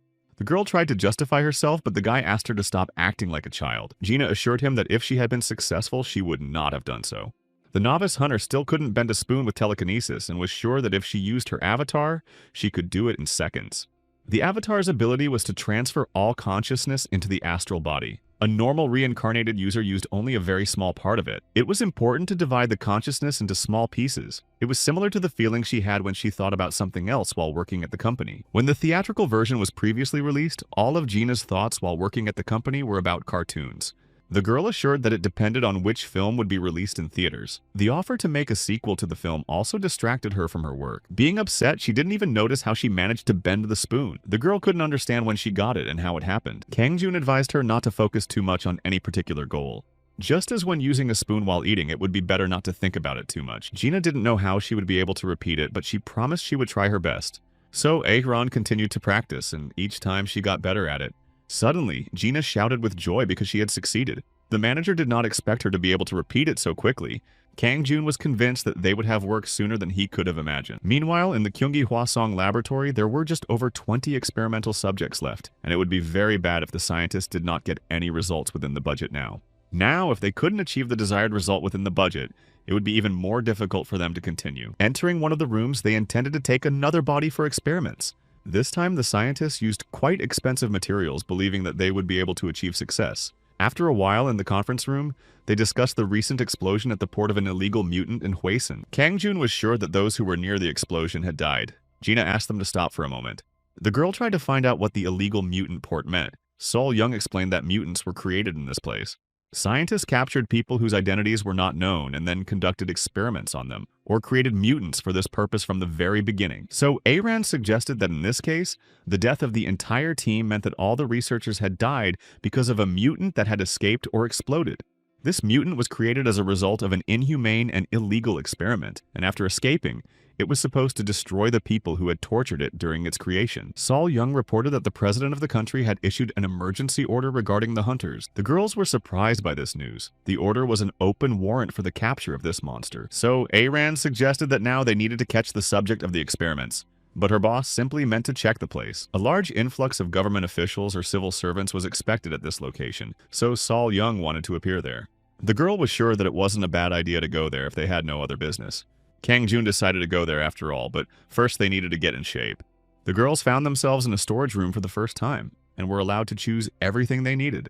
Gina was delighted with the black clothes that resembled the Roman style, but So Aran did not share her taste. The girl knew that the hero's management was a small company, and even renting such high-end equipment could be very expensive. Kang Jun assured them that it wasn't rented because it all belonged to them, so he asked them not to worry about it. Such Category A equipment was the company's property, and it was difficult for So Aran to believe this because students like her could rarely afford something like this. Gina tried on the coat and assured her that it would fit perfectly, and Miss Aran told her that it cost 30 million won. Kang Jun asked them not to feel shy and allowed them to wear such things every day, as he had bought them especially for them. The girl was shocked by the amount she heard, because in her past life she would never have allowed herself to wear something like this. After a while, they arrived in Gyeonggi province and headed to the operations headquarters. The military carefully checked their documents and allowed them to enter. Although it was an operations headquarters, there was a cafe and a place to rest inside, so Kang Jun suggested that the girls have a snack first. His partners agreed to this suggestion. On the way to the cafe, the guy noticed a wanted poster. This was better than their country-suffering civilian casualties. Gina was surprised at how chaotic the operations zone was, but everyone was eager to contribute because it was a presidential decree and a large monetary reward was offered. Suddenly, a man noticed Kang Jun, who was surrounded by high-ranking Templars. The manager hadn't seen Mr. Chu in a long time, who was surprised that he remembered him. So Aran, hiding behind his back, asked if Kang Jun knew this man, whom he had met a long time ago when he was looking for a job. Rumors had already spread throughout the country, but Mr. Choi assured him that it was a narrow field of activity. The man saw that the illegal Templar had outstanding abilities and wanted to know the secret. Kang Jun assured him that it was a company secret that he could not disclose. The manager tried to find out if there was any interesting news, so Aran continued to listen to their conversation from behind. Choi did not want to convey this verbally, so he gave them a document so they could see everything with their own eyes. The partners saw the horrific photos. When the scene was first discovered, they thought the gate had been opened. The mutant was only a word because in reality he was just a monster. Looking through the photos from the scene, Kang Jun noticed some familiar equipment. The manager thought that such a thing couldn't be true, but the photos told a different story. Chu tried to find out what Kang Jun thought about all this, but he had no words to describe the horror he had seen. The manager was disgusted by what he saw, but Choi, on the contrary, laughed at his friend's reaction. The guy hurried to find out where the toilet was because what he had seen had upset his stomach. It was surprising for a man to hear this, so he directed him to the restroom. Kang Jun immediately ran to the indicated place, and the girls were surprised by his quick reaction. Suddenly, they also felt sick and followed him. They apologized to Choi for this. Kang Jun was unable to reach Maria by phone, so he left her a voicemail message. The manager told her about the incident with the mutants in Hwasun and suggested that it was a counterattack by the rebels called Shark. Judging by the photos from the laboratory, the rebels' goals remained the same. The guy thought that, unlike the previous one, this time the experiment was quite successful. The girl, returning from the restroom, accidentally overheard their manager's conversation. Kang Jun took into account the scale of the situation and believed that these little ones had finished it off. The guy also assumed that the escaped monsters could be roaming the streets of the city.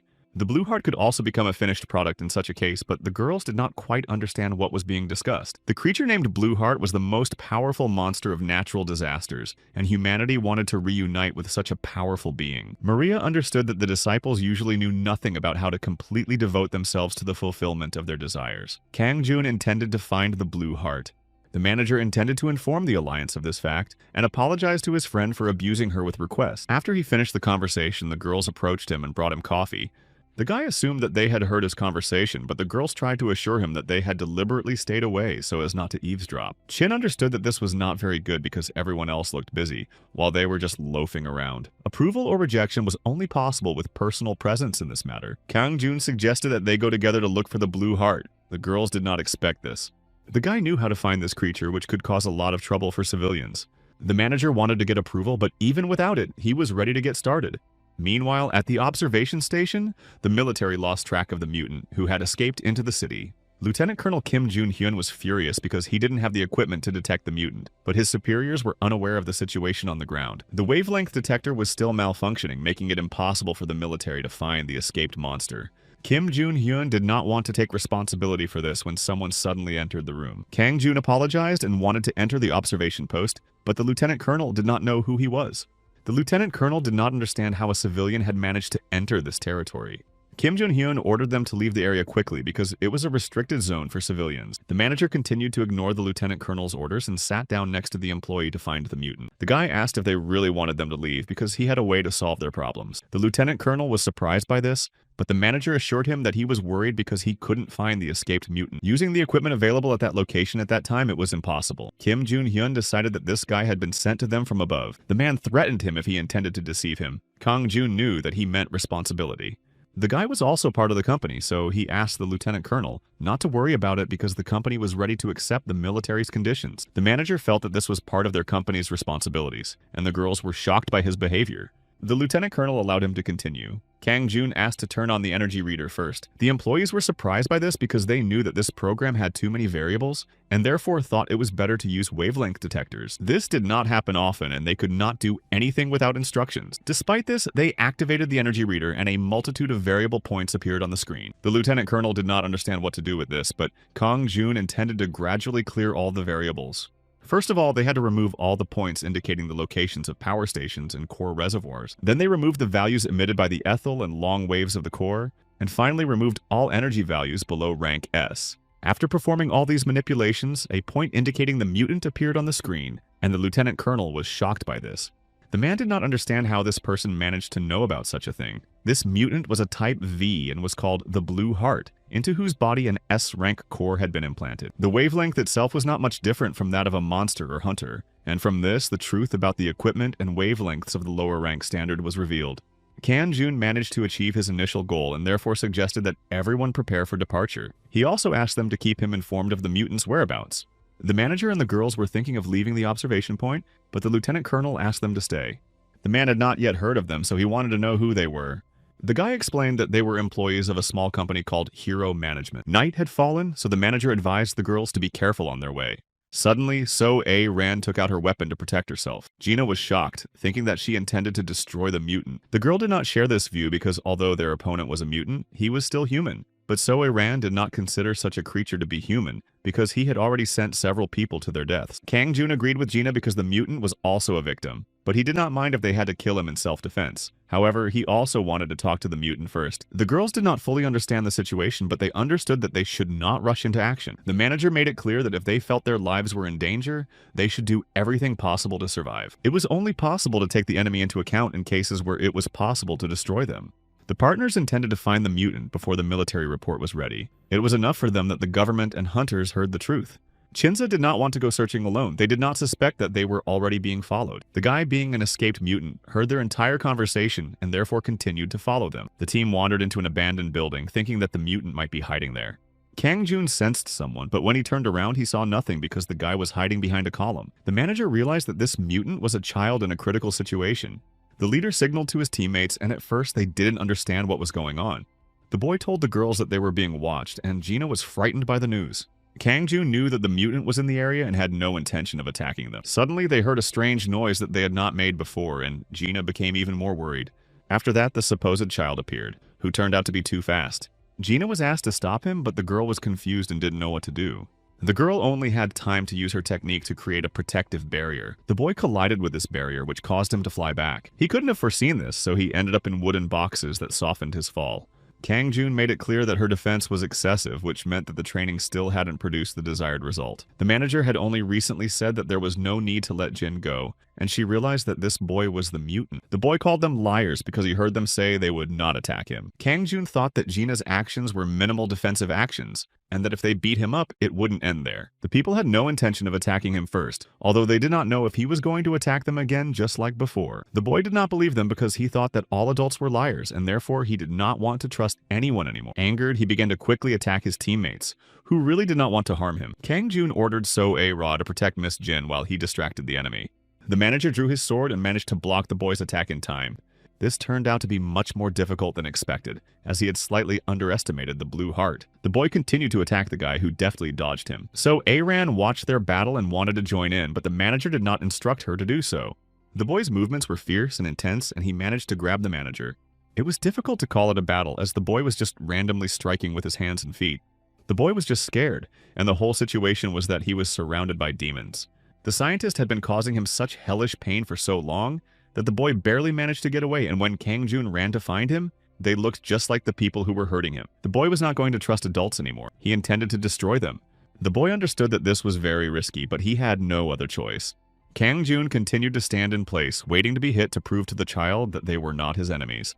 Noticing the traces of blood that had appeared, the girls were in shock because they had not expected this. The manager assured them that it was a close call, but despite his injuries, he survived. If he had pushed him back a little more, all of Kang Jun's ribs would have disappeared, and if he had stepped back a little, all his ribs and bones would have flown out. The boy confirmed his words that he would not attack him, and the boy was surprised by this. The manager promised the boy that everything would be fine. The blow grazed Kang Jun's side, and he asked the boy not to be afraid of them anymore. The boy felt ashamed of his actions and hugged the guy, starting to cry. After So-A-Ran bandaged the wounded body, she asked the manager not to do that again. It turned out to be more than he thought, and he realized that he shouldn't have interfered. Gina advised him not to waste his breath with empty words. Kang Jun turned around and saw that the boy regretted his actions and was in no hurry to leave them. Through his actions, the manager managed to win the child's trust. The guy tried to find out if the boy remembered anything about his past. The child remembered that he was called G1, but he knew nothing else. Gina noticed that her partner was still alert in this situation. The manager named him G1 and decided to become his guardian. He asked the other people who were about to arrive to do the same. Kang Jun advised him to say that he didn't remember anything that the others shouldn't know. The guy also promised to come back for him, so G1 didn't need to be afraid. The boy was delighted with the advice he received and assured them that he would do as he was told. After a while, the boy was caught by the military, who assured him that they would take the mutant to the laboratory. The manager asked them not to harm the child, as the mutant was currently under the protection of the Hero Management Company. The soldier promised to report this information to his superiors, after which they left the area. So, Aran assumed that their work was done, but the manager assured her otherwise. The guy made it clear to his partners that this was only the beginning, but the girl did not understand what that meant. Suddenly, another military unit approached them, having heard that the manager had been very helpful in tracking down the mutant this time. The team was immediately surrounded by the military, and the girls began to panic because of this. Now, according to the military, Kang Jun claimed to be the mutant's protector. The manager decided to find out why they were there, but they just wanted to talk to him. Military detectives were the supervisory authority for the activities of hunters, and therefore Kang Jun was summoned for questioning. The manager didn't know much about this department, but had never encountered it before. The man decided that in this case, their conversation would go faster thanks to him, as they had caught the mutant. But the military had discredited themselves. The mutant caught by Kang Jun was captured far from the operational zone of hostilities, the events of which were published in the press. Now was the right time, when the media was talking loudly about the incompetence of the military. The company's management of heroes was not very good, but because of this event, they could become very famous. The guy wasn't very interested in military affairs, but the general wanted to know how this person managed to find the mutant. Kang Jun suggested that he find out for himself at the Suwon observation station. The man had heard about this, but he wanted to know how the manager realized that this was a target above S rank. Kang Jun could no longer use the method he had been using unless he was sure that the target was above S rank. That is why the military wanted to know how this guy knew about it. The manager realized that the military suspected he was somehow involved in this case. It was a reasonable suspicion, and there was a strong smell, but the hounds were deeply mistaken in thinking that they could let this all pass.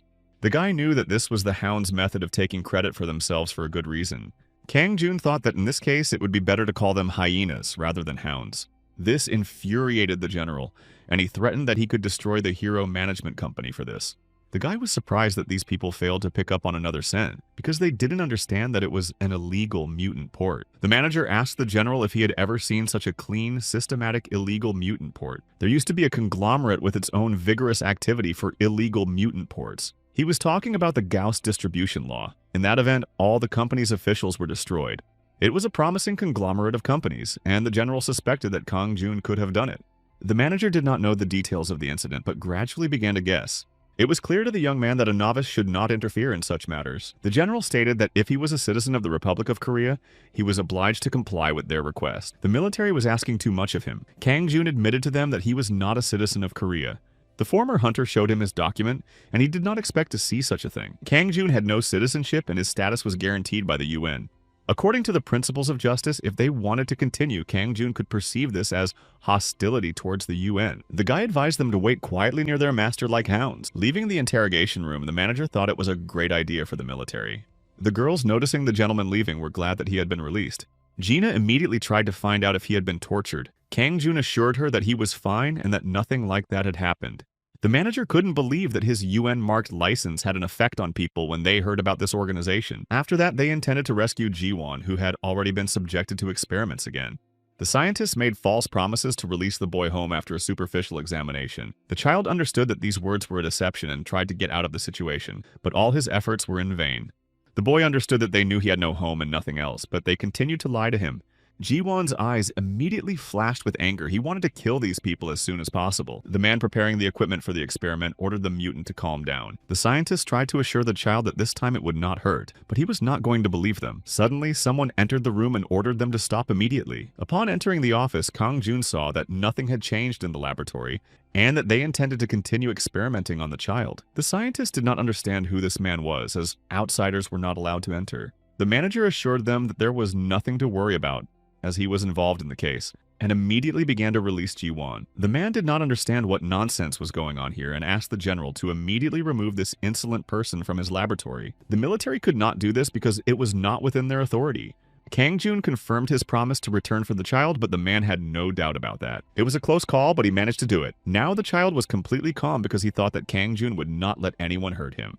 Suddenly, the mutant remembered his past, in which experiments were performed on him and answers were beaten out of him. Despite numerous injuries, he continued to scream and fight for his life, but the scientists had others to replace him. The scientists did not care about the condition of the test subject because they were concerned about the inventory. Now, Kang Jun had completely freed him from his restraints. Ji-won was convinced that this guy was not like everyone else because all the people he had seen before that day were the same. The manager assured him that he was not old enough to be called uncle. After that, they left the laboratory. Ji-won said that they only asked him questions and did not have time to hurt him. The child thought that the scientists were very frightened. Kang Jun was sure that the mutant who appeared in the doctor's office was a rare case.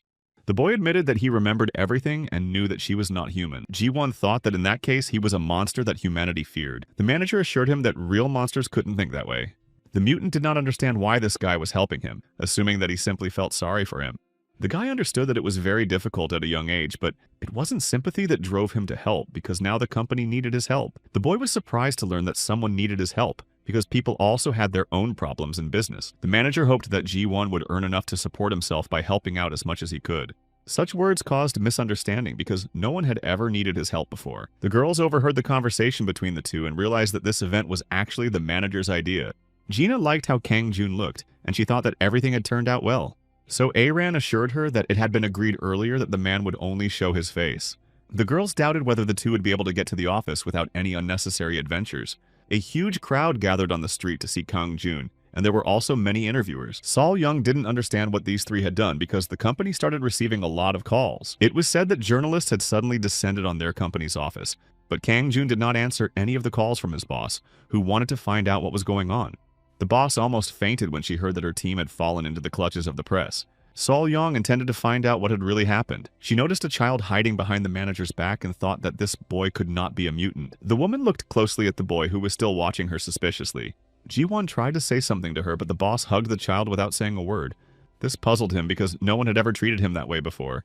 Sol Young felt sorry for this child who had been subjected to such horrific experiments for so long. The boss wanted to know the boy's name, and Kang Jun introduced him as Ji-won.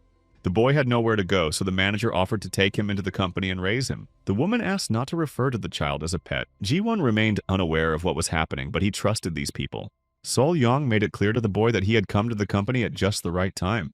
The boy thanked them for their warm welcome and asked them to take care of him. After a while, So-aran and the others began training in monster extermination. The team found themselves in a desert simulation, and the difficulty level of this training was rated S. So-aran suspected that they might be delayed in this place longer than expected, so she asked everyone to remain vigilant. Sheen was afraid to call what was happening a hologram because everything was too realistic. The girls were in a modern combat station, and if they lost their vigilance, they could get hurt. Suddenly, a huge boulder fell on them, but So-aran managed to stop it in time. The young hunter didn't understand where it had come from because if it weren't for her reaction, they could have been hurt. Her partner noticed that Chinha had also managed to stop the boulder with her technique. A loud cry was heard and a boss-level daytime demon appeared, intending to fight the girls. Gina was frightened at the mere sight of this monster, and So-aran asked her partners to move to a safe distance. Ji-won disobeyed his partner's advice and went to attack the boss of this simulation. The monster tried to strike the child but did not notice that he was already on its shoulder. The monster tried to throw the person off, but all his efforts were in vain. So-aran realized that Ji-won was in serious danger. The girl knew she had to distract the monster somehow. Kang-joon watched what was happening. After a while, the partners managed to get the child off the monster's body unharmed. Gina doubted that they would be able to defeat this boss this way. Meanwhile, the monster had no intention of retreating and ran towards So-aran at lightning speed. Her partner advised her not to take such a risk and to retreat, but the girl had no intention of giving up. So-aran couldn't accept that the monster was still standing after the damage it had taken. The boss swung his club powerfully, emitting dark energy. Chinja, noticing what was happening, began to worry about her partner, who intended to continue the fight. The monster delivered a powerful blow that caused the girls to fail this training session. The viability of all team members reached 0, and their training was over. The system began to shut down, and the location where they were began to disappear. Ji-won was frightened when he was hurt by Gina's blow. He didn't like this kind of training because it was too realistic. So-aran apologized to Kang-joon for not living up to his expectations. The manager assured them that they had done well for their first time, as they had passed the test only because they had not suffered any serious injuries.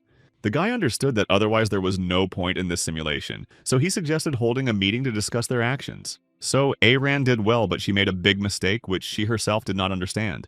The girl's actions were too wrong, and she decided that it only concerned the demon's attack. The girl tried to find out what exactly she had done wrong, and Kang-joon explained that knights should behave differently. The role of a knight was to repel the monster's attacks by standing at the forefront and drawing the enemy's attention to themselves. If they avoided all this, they would not be able to bind the monster and, as a result, defeat it.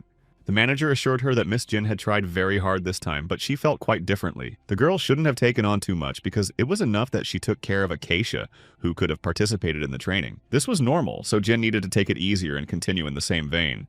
After that, Kang-joon ordered Ji-won not to do anything that could get him killed. The boy from the team dealt the most damage to the boss, but it was useless. Ji-won was the only one who did more damage, but he was also the first to die. He wanted to help the team, but that was not what they should have achieved. The team should have strived for survival rather than victory, and the boy realized his mistake. The manager pointed out the mistake, ended the meeting, and suggested they try again. The team was shocked by this because they had not yet fully recovered from the last time. Kang-joon suggested that they do it until they had perfected every detail. After some time, they found themselves in the simulation again and faced the boss. This time, So-aran intended to make this battle the last one, so she ordered the monster to walk around. The monster began to attack the team, which was determined to defeat it this time. The boss was surprised that the girl managed to stop his attack with her block. As the manager had said, this creature was not as strong as they had thought, so Aran gave Ji-won the command to attack, and he happily headed towards the monster. With such quick movements, he managed to get behind the distracted creature. The boss noticed in time that the young man had climbed onto his back and therefore intended to finish him off first. The girl hurried to warn her companion to be careful. A powerful aura began to resist Ji-won, who was unable to cope with it. Gina asked him to leave it to her because, as a mage, she could neutralize it. The girl managed to stop the monster's weapon with telekinesis and asked Ji-won to simply beat it. The boy understood the plan and began to attack the monster with all his might. With his gifts, he managed to break the boss's horn, so Aran realized that now was the best moment to continue the attack. Putting all her strength into it, the girl was ready to deliver the final blow. Suddenly, Ji-won grabbed the monster by the hair, so Aran didn't understand what he wanted to do. The boy began to use the breath of the blue heart to destroy the enemy. The girls, seeing these abilities for the first time, froze in place as they had not expected anything like this. G1 managed to destroy the boss of this simulation with his attack. After that, hope appeared in Gina's eyes, but So-A-Ran thought it was simply impossible. The system informed users of the successful suppression of the daytime demon in the S-rank desert simulation. The team began to rejoice in their victory, and it became clear to them that G1 could shoot a beam from his mouth. The boy thought that they could do it too because, in his opinion, it was very easy, but the girls didn't know how to do it. The manager praised them for their excellent work, because this time they had done a good job with the task at hand. G1 kept repeating that they had won and that he had managed to shoot the monster. His teammates did so well that he wanted to celebrate this victory. With their actions, the novice hunters attracted too much unnecessary attention. People realized that this was the team that had been formed a week ago and had recently been featured on the news. Gina realized that they had accidentally become more famous than they had thought. G1 was delighted to see so many people. The girl watched them from around the corner. It seemed to her that an A-rank should not be in this team. The hunter heard that So-A-Ran had refused to join the Templars. The manager informed Hoyeon that her time was up. She knew that without achieving the required ratio, her results would be deducted from her base salary. The girl asked the manager to stop pressuring her with such instructions. So-A-Ran noticed her acquaintance and did not understand what she could have forgotten in this place. After some time, the team continued to grow rapidly, and at this rate, it would not be difficult for them to enter into real combat soon. The question was whether the area of responsibility was appropriate, because the incident could happen at the right time, and the company's task was to find the right time for it. The manager decided to find out what area of responsibility had been assigned to their district. Sol-young did not understand why he was suddenly interested in this, but he assured her that there was nothing special about it. Most of it fell within the Alpha Sod area of responsibility, with the exception of small parts of eastern and northern Seoul. The boss immediately realized that the guy wanted to deceive her, but this time she was not going to let him do it. Kang Jun simply thought that Sol-yeon had been eating too much lately. The manager wanted to get involved in this case so that their company would be in the news again. Gina noticed that they had been coming to Kwanok-gu often after training lately. The guy advised the team to consider it a simple drive, so Aran liked to drive around the city. Training was important to them, but rest was no less important. Suddenly an alarm sounded. A core had been discovered, and the situation on the streets of the city changed dramatically. The girls tensed up because of this. Emergency services were expected to arrive shortly. Local residents were asked to evacuate immediately because the core's gates were opening faster than expected. Chinza was convinced that the manager had said that something like this would happen, and that is what actually happened. People who had hunting licenses were asked to immediately gather in the designated area at the intersection at the entrance to the Henda market. Kang Jun was pleased that his plan had finally come to fruition, and he was ready to take control of those gates. Once they were in the right place, Gina doubted that they would be able to advance so easily, but the manager assured her that since the training had been successful, they could engage in real combat. The team couldn't spend all their time in simulations because real combat was much more important. Noticing the appearance of the core, the people around them rushed to leave the area in panic. Suddenly, monsters passed through the gate and descended to the ground, destroying everything in their path. Single monsters of the V rank, nicknamed Needle Bears, flooded the city area. The monster noticed that one of the people was not afraid, but took out his smartphone and began to film it. The guy, seeing the monster's gaze on him, realized that he was in trouble. The team did not understand why a civilian was in this place. The manager ordered So-A-Ran to block the monster that was about to attack the man. The girl arrived in time and managed to shield the man from the car flying towards him. Using her abilities, she easily stopped the damaged car, saving the man's life. Kang Jun advised to simply block the monster because it was alone. Ji-won intended to strike the monster first, but the needle-bearing bear noticed the hunters approaching. The boy managed to land precise blows to the monster's legs, forcing it to retreat. Ji-won's attack slowed the monster down and gave the others a chance to attack. So A-Ran noticed that the monster was about to attack them. Suddenly, Gina stepped forward and was about to stop the enemy, advising her teammates to step back. The monster delivered a powerful blow to the hunters and was sure that no one could survive it. After the dust settled, the monster realized that these people had managed to remain unharmed. Taking advantage of the element of surprise, So-A-Ran attempted to attack the monster. There were gaps after using a powerful technique, and if she didn't act now, she would not be able to deliver such a powerful blow again. The girl used the training sword of the Knights Templar, remembering her first training in basic skills for attack or defense. With her sword, she managed to behead the monster, and its lifeless body fell to the ground with a loud thud. Kang Jun didn't understand what had happened at first, but then he realized that So-A-Ran had done something amazing. The girl was very happy to hear praise from the manager and her teammates.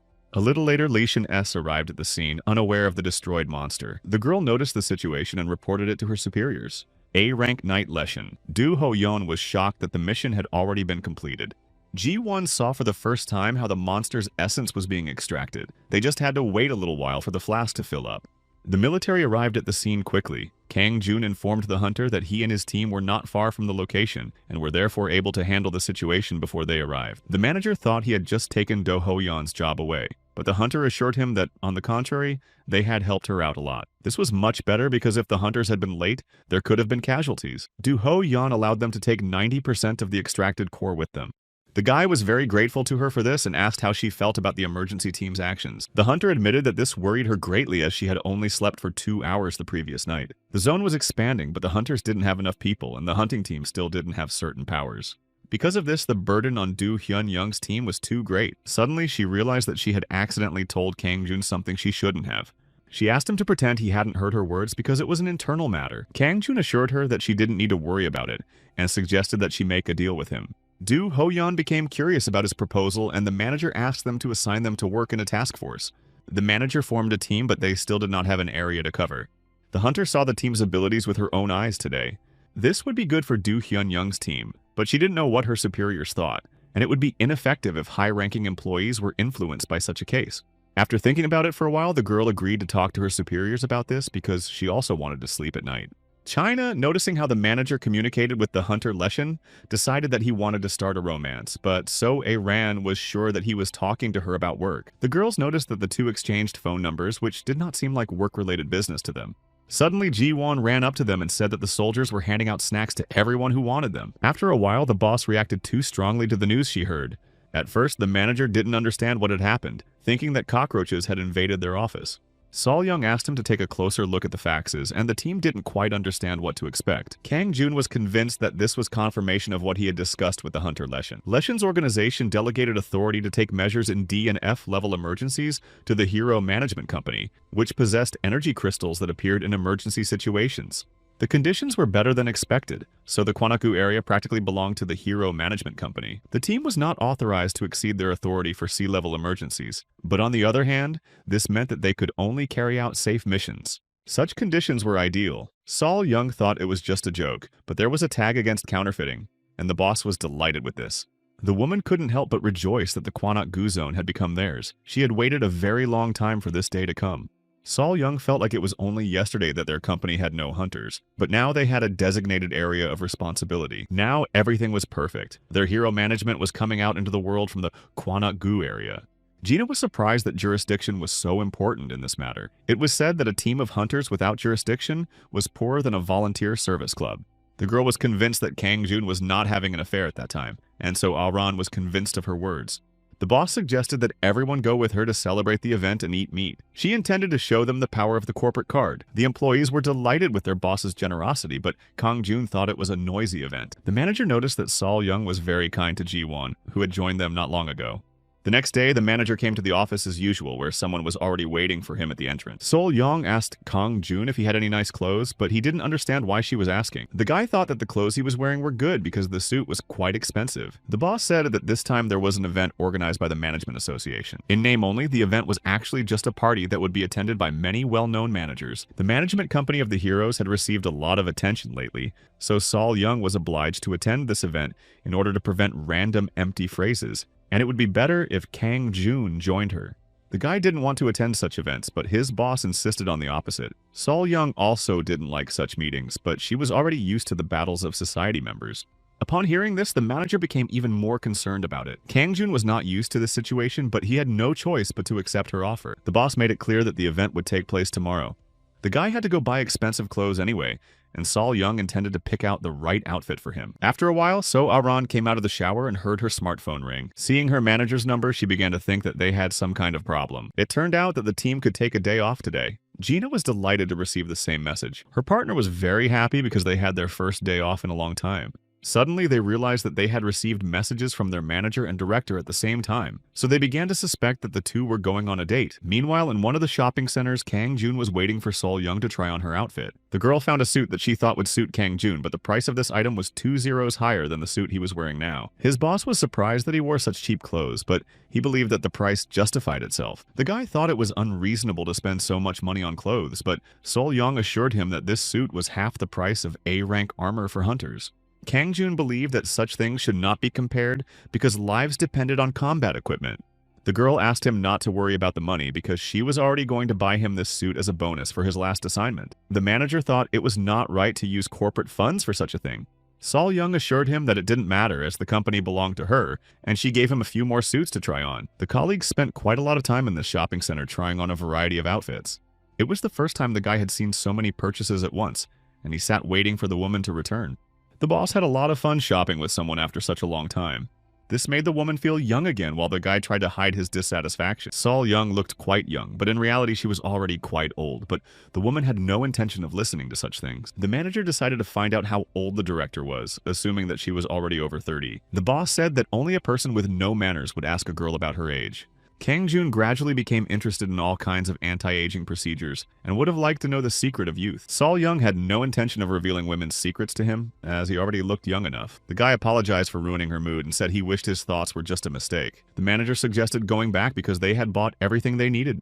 The boss quickly finished her ice cream, but the guy assured her that there was no need to do so because she could take it with her. Sol Young asked the employee to come to her house because she had something to give him, and she wanted to make sure once again how well the new clothes would fit him. Kang Jun decided to ask again if she was talking about him, but the woman made it clear that there was no one else with them. The girl didn't know what he was thinking, but assured him that it wasn't like that and that the manager wasn't thinking anything bad. When they arrived at her home, the hostess asked him to wait for her in the living room while she quickly tidied up the room. If he could change at the hotel where there were cameras, Sol Young didn't mind. The hostess asked her guest to wait a little while she tidied up.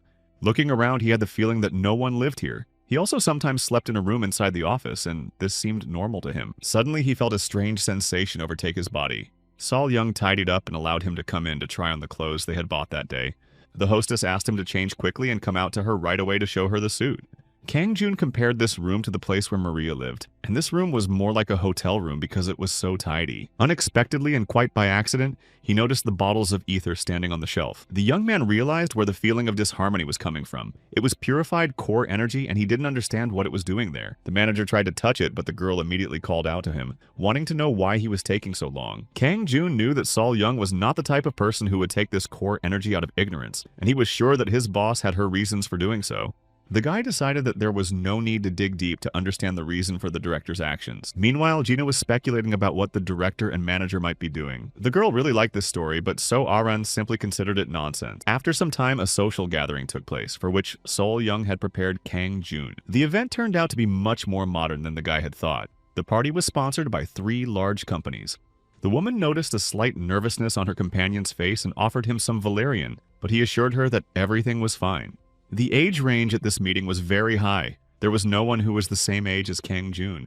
Sol Young said that only people of a certain status were allowed to attend this party, and Kang Jun was just an ordinary employee. In that case, the boss congratulated him on his promotion without any unnecessary pomp. Suddenly, director Sol Young recognized a woman and greeted an acquaintance she hadn't seen in a long time. The man was delighted that he was still remembered, as he was also the director of his company. Mr. Jin was the CEO of the Roswald Company, and Kang Jun introduced himself to him. The man had heard a lot about this manager, who was the subject of much talk, because he had managed to kidnap a Templar and threaten the military. The guy realized that there were a lot of people with bad reputations in this industry. The managers working in the top 3 companies, Leshan, Alphasad, Cloud, were not the best representatives. The security guards did not allow anyone to get too close to these 3, and because of this, the others felt the presence of an invisible wall in the hall. Gina really enjoyed talking to the young people in a room full of old people. The man they had just been talking to was the director of the foreign company Roswald in Korea. His company was mediocre, but abroad it could claim to be one of the 3rd largest management headquarters. It was easy for this company to enter other countries, but in Korea the interest was different, and therefore Kang Jun had no interest in local companies. After that, another stranger greeted them and politely asked to talk to them. The security guard said that Miss Sol wanted to see Chairman Kang Jun, but he didn't know who she was talking about. Sol Young also did not understand which chairman was being referred to, but she did not refuse the offer. The woman realized that she was now talking to a representative of Alpha. The guy noticed a subtle look of doubt on his boss's face as she started to worry about the meeting. Kang Jun also wanted to go with her because not only was she a person of special status, but he was also interested in finding out what the chairman was like. The security guard apologized because the chairman only wanted to see Miss Sol Young. The guy talked about company directors and didn't understand why the security guard was treating his director like a schoolgirl. The manager suggested that his boss go to the chairman's office. Sighing heavily, she asked if it would be okay for Kang Jun to join the meeting as well. The woman advised him not to behave so aggressively, but thanked him for his thoughtfulness. Approaching the office, the security guard announced that the chairman was waiting for them inside. The man was pleased that the guests had finally come to see him. The chairman asked who this guy was, and Sol Young said that he was her manager, whom she couldn't leave alone. The man did not like excessive noise. When there were too many people, it became uncomfortable to talk. Despite this, they had not seen each other for a long time, and Sol Young's face showed her indignation. It turned out that the director of the company, Hero Management, and the chairman were brother and sister. The sister wanted to know what he wanted to talk to her about, but the brother continued to speak in riddles. The chairman asked her to wrap things up and go home, but Sol Young didn't want to. The woman had already told him that he shouldn't worry about her because of work, since she didn't interfere in his affairs. Everything mattered to the brother because he considered his sister to be his family, even though she continued to behave in a way that he did not want her to. If Sol Young needed hunters or managers, she could always take them from her brother's company. Her brother intended to find out how long his sister would continue to fool everyone with her young body. The man was sure that his sister was drinking medicine to keep herself in that state, because even in her position there was enough purified core. The girl said that if he said anything else about her, she wouldn't care that he was her brother. Kang Jun tried to calm his director down. The manager wanted to know how the chairman had become such a big shot, assuming that the secret was to be arrogant and pretend to care about everyone. The man was not obliged to report to his sister's ordinary employee. Despite this, the chairman knew that Kang Jun was a member of an association or something like that. Sol Young heard about it for the first time and became curious about what kind of association it was. The chairman realized that his sister didn't know about it, but the manager must have remembered the terrorist attack on Basilan Island. His sister was sure that monsters had attacked the island, but it turned out to be a lie. The previous incident was indiscriminate terrorism, and it was carried out by the association. People were destroying their own kind, so it should be called an incident rather than an accident. The chairman doubted that those who had arranged this could be called people.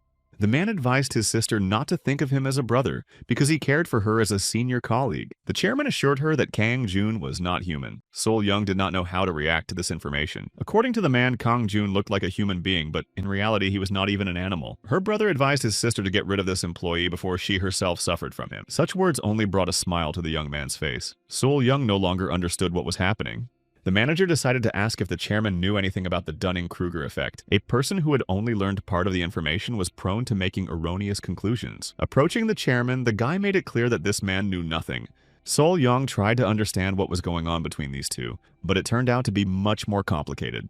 Kang Jun advised the man to keep his mouth shut and not speak if he did not know the full situation. The chairman found his words a little harsh, but the manager did not seem to think so.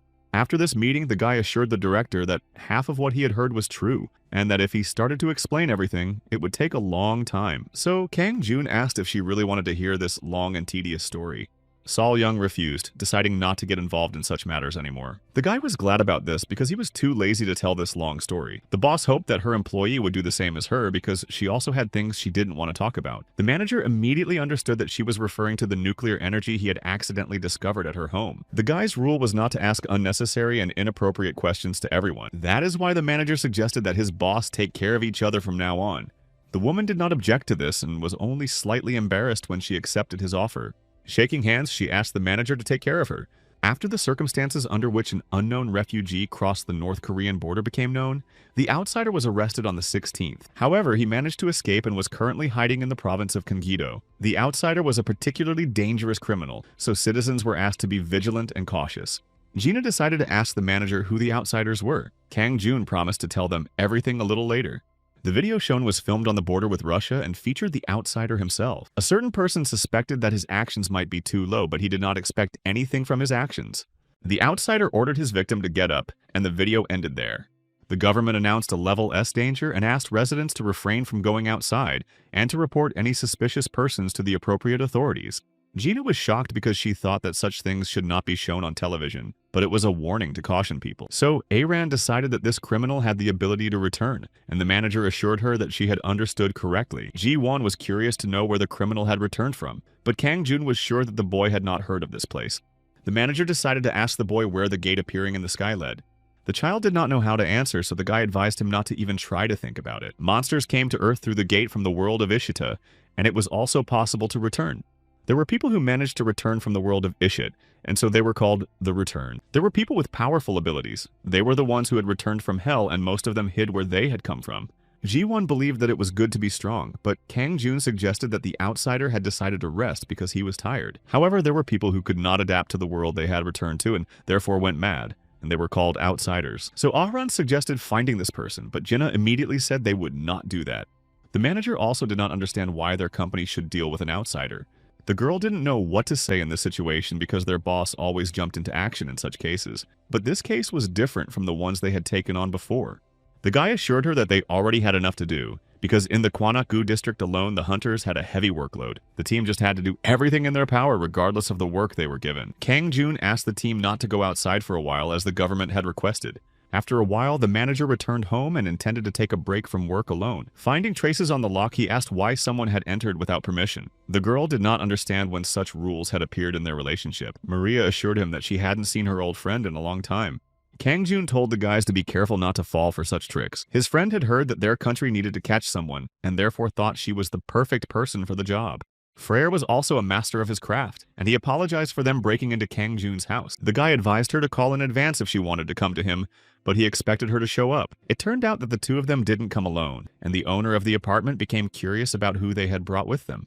This time, Maria called on 4 commanders to capture the outsider. UN military personnel also arrived in the country, so the headquarters of the Korean hunters also sprang into action. The last to take part in the capture was a top-secret agency.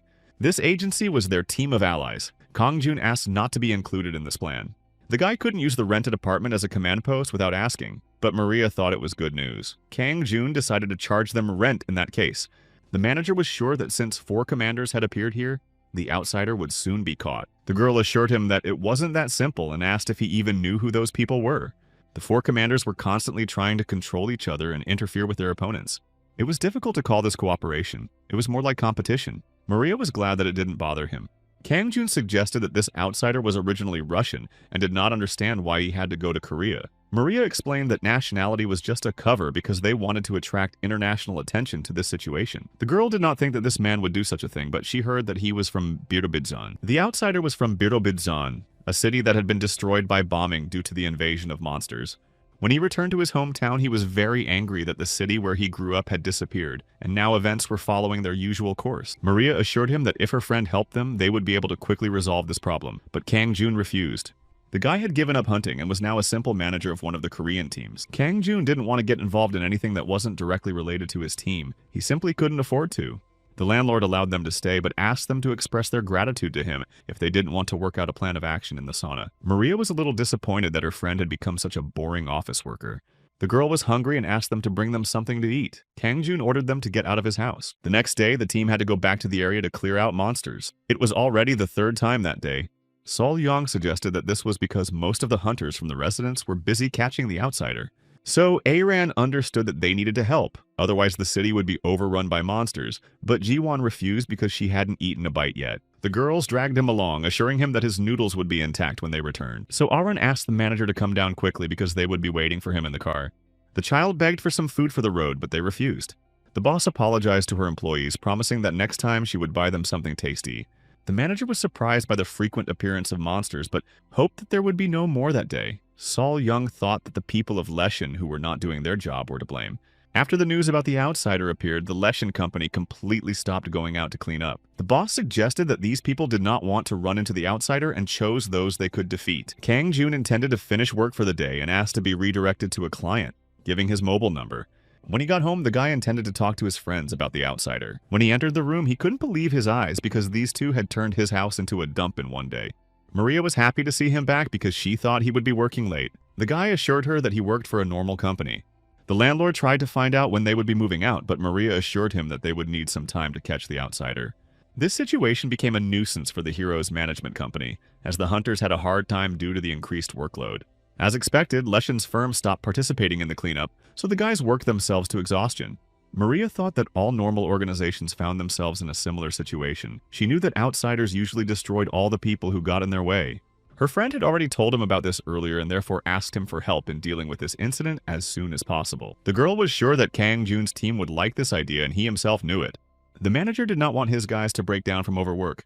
After assessing all the risks, the guy agreed to help his friend catch the outsider. If Kang Jun joined Maria, he would be able to get rid of extraneous problem. The landlord decided to find out what the two had been doing all day, hoping that they hadn't been slacking off. The girl assured him that she and Fryer had been working tirelessly. The guy managed to hack into the military website and found the necessary information. Fryer managed to open the site for a couple of minutes, and Kang Jun praised him for his hard work. The manager was worried that Fryer's computer could be hacked because of this, but Maria assured him that the guy was a pro and did everything he could to prevent that. The guy made it clear that he had forgotten about this. but assured his comrades that everything would be fine. Kang Jun tried to find out where the team from another country and Fryer's special forces might be at the moment, and Fryer became curious as to why he was interested in this particular information. This information was needed in order to catch the outsider, and then they needed to call Castle and ask them to come if they weren't on an operation. Maria tried to figure out what he was up to and asked him to tell them about it first. The guy was too lazy to talk about it and made it clear that he didn't want to explain himself. After thinking for a while, he decided to tell them about his plan to catch the outsider. After a while, the team of hunters returned from another assignment. They were very tired and hungry. There had been many incidents in their area, and the boss apologized because she did not think that the appearance of the outsider would affect their work. The girls assured her that Saul Young didn't need to apologize because the mistake was Leshen's. So Rand didn't understand where the manager, who was always in the office, had gone. The team assumed that the manager had a lot on his plate, but they were also curious to know what he was doing. Based on everything he heard, G1 concluded that Kang Jun had gone to catch the outsider. This assumption threw everyone else off track because it seemed simply impossible to them. Meanwhile, the military did not understand why their boss would not give permission to capture the outsider, but he did give permission to the guys from GAT. Special Forces Commander Ivanov was indignant about this because he believed that his unit could handle it. The head of the corporation had already explained this to the military several times and did not want to repeat himself again. The head of GAT volunteered to explain the current situation to the head of the Special Forces, Ivanov. GAT did not know how they worked in their own country, but in a civilized country, the laws had to be followed. GAT's team was part of the UN peacekeeping forces, and the Russian special forces were simply a foreign army on this territory. It was assumed that the troops of the neighboring country felt guilty because the outsider was a citizen of their country. Ivanov did not want to discuss international law again, and did not want to give way to others. Chief GAT recommended that his colleague take a day off and assured him that they would keep him informed if anything happened. This behavior on the part of the Allies angered Chief Ivanov, as they were refusing to let him participate in the capture of the criminal. The chief believed that the citizen should die in his own country, as he understood that the outsider could be caught by his special forces. The man began to destroy everything in the office, and the ordinary officers were shocked by what was happening because they were forced to clean up after him. Noticing the commander's monstrous gaze, the guys decided that it was better not to disturb him now. Unable to think of a better way to escape, they left the commander alone. Chief Ivanov understood that nothing would come of it no matter what happened. He heard someone else's presence in the room. The man assumed that this stranger was from the Union, and he was surprised by the military man's insightful reasoning. The military man couldn't believe that this was the so-called cover, so he decided to find out who else was there besides this stranger. Ivanov did not understand why this man had come to him at all, because if he did not like the answer, he would not let him leave. But the stranger assured him that they should help each other. The man decided that this person had come to negotiate mutual assistance, but he was not going to trust him. Such alliances always made tempting offers with a smile on their faces, like spiders waiting for a bunch of idiots. Chief Ivanov was sure that this time they were planning something similar again. That is why he did not want to receive help from people like them. But in reality, the current situation was not very pleasant. Despite this, the man was ready to listen to the stranger, and the stranger decided to tell him absolutely everything. The special forces had the ability to turn others into mutants, but the chief did not understand what he was getting at. The stranger asked to turn someone into former President Nikolai in order to broadcast it on television. The military man did not understand why this should be done, but the stranger linked it to the situation in Birobidzhan. The outsider was aggressive because of the situation in Birobidzhan, where indiscriminate bombing had destroyed the city near the gates. Former President Nikolai had previously had operational authority to make decisions, and the outsider wanted to take revenge on him. It seemed to the military man Ivanov that the outsider would not put on a senseless show because of this. No one had been able to catch the criminal yet, despite the fact that more than one person was chasing him. The stranger assured him that the regime had changed and that in this case, obtaining permission would be easier than ever. It became clear to the soldier that this man knew what was happening in the country. Therefore, Ivanov agreed to his proposal, and the stranger was pleased that they had managed to find common ground. There was one more thing the chief wanted to know from this stranger. The stranger suddenly stopped when he heard the question about Union O. Ivanov was sure that this man knew how much they hated them, so he had to play along. However, they had once been on the same side as the outsiders, and so Ivanov was going to destroy them all. It seemed to the military man that he was standing before Union O, whom he had asked to return to his people and be sure to convey his position that they intended to destroy the outsiders with their own hands. The stranger assured the man that he would not be able to play the clown as he had before. After that, he left the room, promising to report the position of the military from the neighboring country. Once alone, the guy was sure that this man had been keeping everything to himself until now. The person hiding his identity turned out to be Kang Jun, who remembered how Ivanov had picked himself up off the ground last time. After the conversation, he was pleased that the soldier had not noticed that he was Union O. Meanwhile, the outsider continued to roam one of Korea's cities with impunity. The city was flooded with soldiers, making it difficult for the criminal to move around. The outsider had expected this, but everything turned out to be much more serious than he had anticipated, and he had to gradually move to another location. The main task was to remind people of the tragedy in Birobidjan. The criminal thought that he had done enough for today. Breaking news reported that former President Nikolai had arrived in Korea, and this information shocked the outsider. The former president stated that he bore full responsibility for the current incident with the outsider and would spare no effort to resolve the situation. Upon hearing this news, the criminal immediately realized that it was a lie and that they were trying to trap him. It seemed to the outsider that the former president could not be here because the military had decided to joke with him. The man could not stand it and set off an explosion in one of the areas, escaping from there in time. The local military rushed to the scene of the explosion, but upon arriving could not understand what had caused it. After a long time, the head of the company, Lee Shin, decided that things could not continue this way, because their team was very exhausted from catching the criminal. Chief of Operations, So Moonsok understood that the entire situation had fallen on the team's shoulders. Despite this, he was unhappy that the allies had violated the terms of the contract. Director Sol Yong was sure that this was too much, as they were going out on patrol 5 times a day. The man was sure that it was very good when there was a lot of work, because in that case their company would be able to earn a lot. The contract was signed to ease the burden on Leshin and give the employees of hero management work. That is why So Moonsok did not like the terms of this contract, because in the contract they asked to retain the right to make decisions in emergency situations. Sol Yong suggested that this man was willing to let her team die because he didn't want to burden his employees with work. Leshin's chief of operations assured her that this was not entirely true, but the girl insisted that the hunter's job was to protect and preserve people's lives. Sol Yong thought it was wrong to sacrifice the lives of another team's employees just for the sake of her own safety. The woman was sure that So Moonsok should be ashamed of this. The man suggested that she could go to the media and publicly accuse Leshin. He had heard that arrogance was in vogue lately. Sol Yong had no intention of having such a conversation with him, as she had come to tell him that her employees were going on vacation. Now she needed to go back and buy her people some delicious food for working tirelessly. Before leaving, she assured him that she would not answer So Moonsok's calls. The man realized that this company was not so simple because they continued to stick to their guns, even though their organization was on the verge of collapse. So Moonsok had no other choice, so he decided to call some influential people. Sol Yong told the manager about this conversation, who doubted that everything would be fine.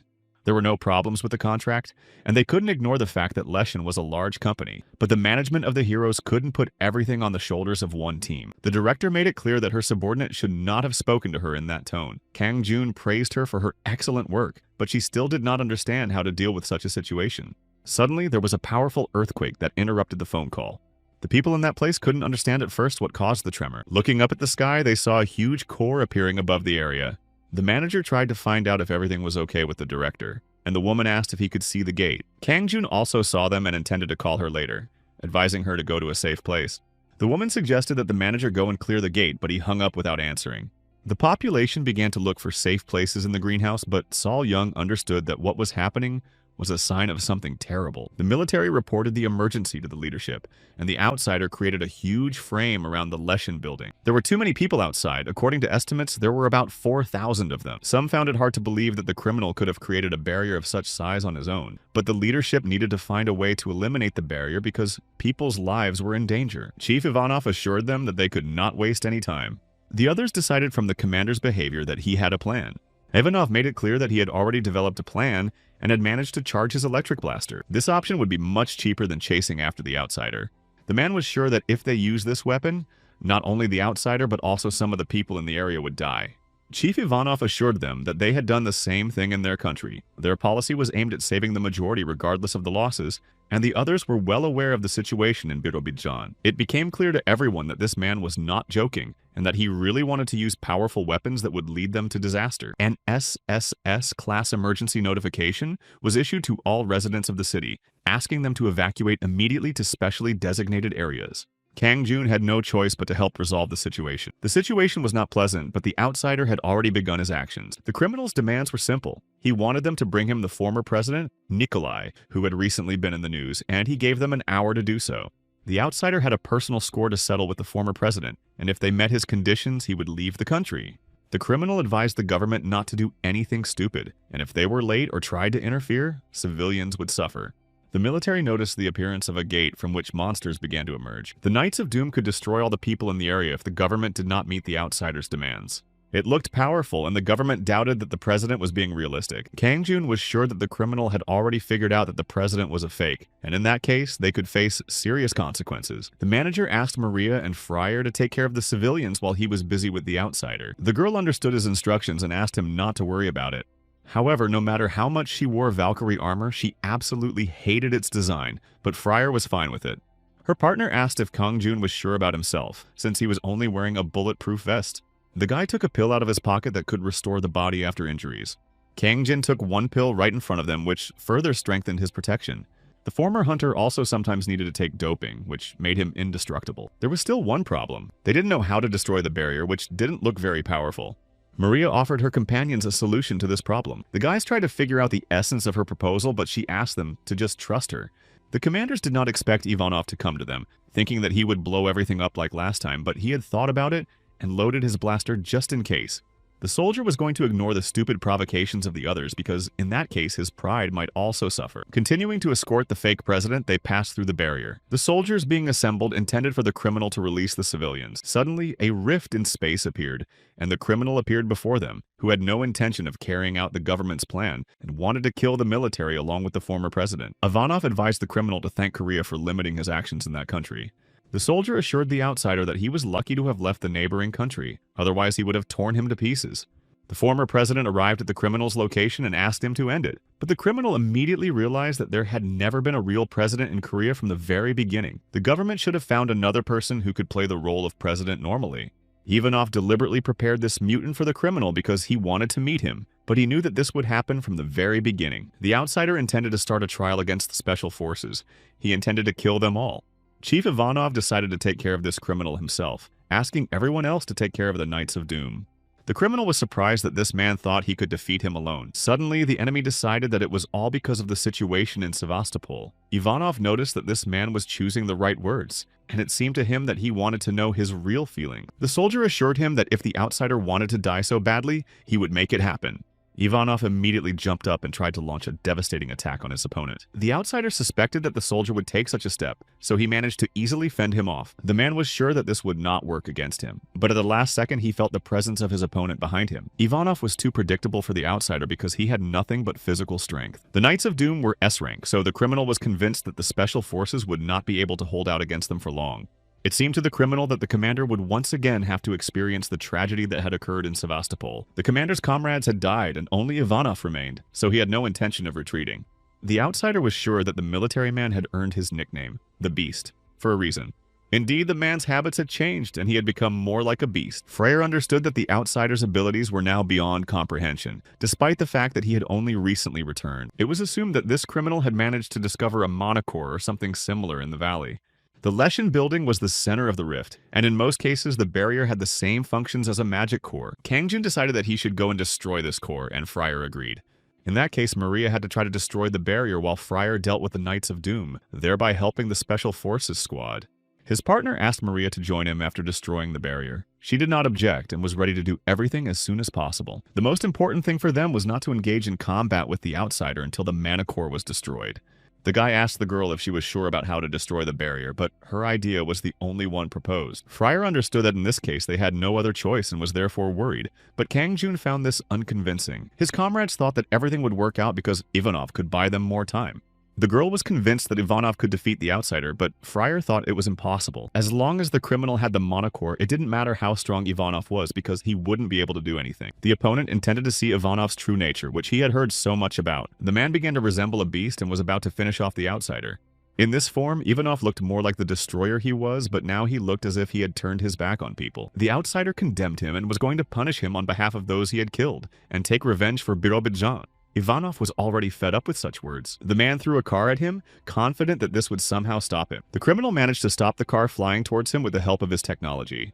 More than 10 years had passed since the incident in Birobidjan, but the outsider could not forget it. That is why Ivanov did not understand how long he would keep repeating it. For the criminal, this long-ago event was unforgettable. The outsider, who had only recently returned, could not calm down, because less than a week had passed since he found out about it. The criminal waited for the moment when he could return again. It was very painful for him to learn that everything he had worked for was a waste of time. Ivanov found it strange because he understood his opponent's feelings. The outsider was not the only one who had lost someone as a result of this incident. The soldier understood him and knew the pain that consumed him every day, reminding him of the day. Despite this pain, Ivanov did not become like this criminal. It was clear that the criminal was trying to direct his anger at other people. Ivanov intended to send his enemy where he belonged. The outsider was convinced that those who survived the incident were just a bunch of criminals and destroyers. None of the opponents were going to retreat and intended to destroy each other. Meanwhile, the special forces fighting the Knights of Doom were suffering defeat. Finding himself in a dire situation, the soldier realized that these were no ordinary Knights of Doom. Each of these creatures was an S-rank warrior and surpassed the special forces in strength. The guy couldn't believe that even after creating a barrier, the criminal was able to summon dozens of such monsters. The military was convinced that they could simply be wiped off the face of the earth in this way. To the soldier's great surprise, the enemy suddenly stopped. Suddenly, there was a powerful jolt that made it clear that the barrier he had created was beginning to crumble. This also distracted the outsider from the battle with the enemy. The man tried to understand what had just happened, because he did not think that anyone could destroy the barrier.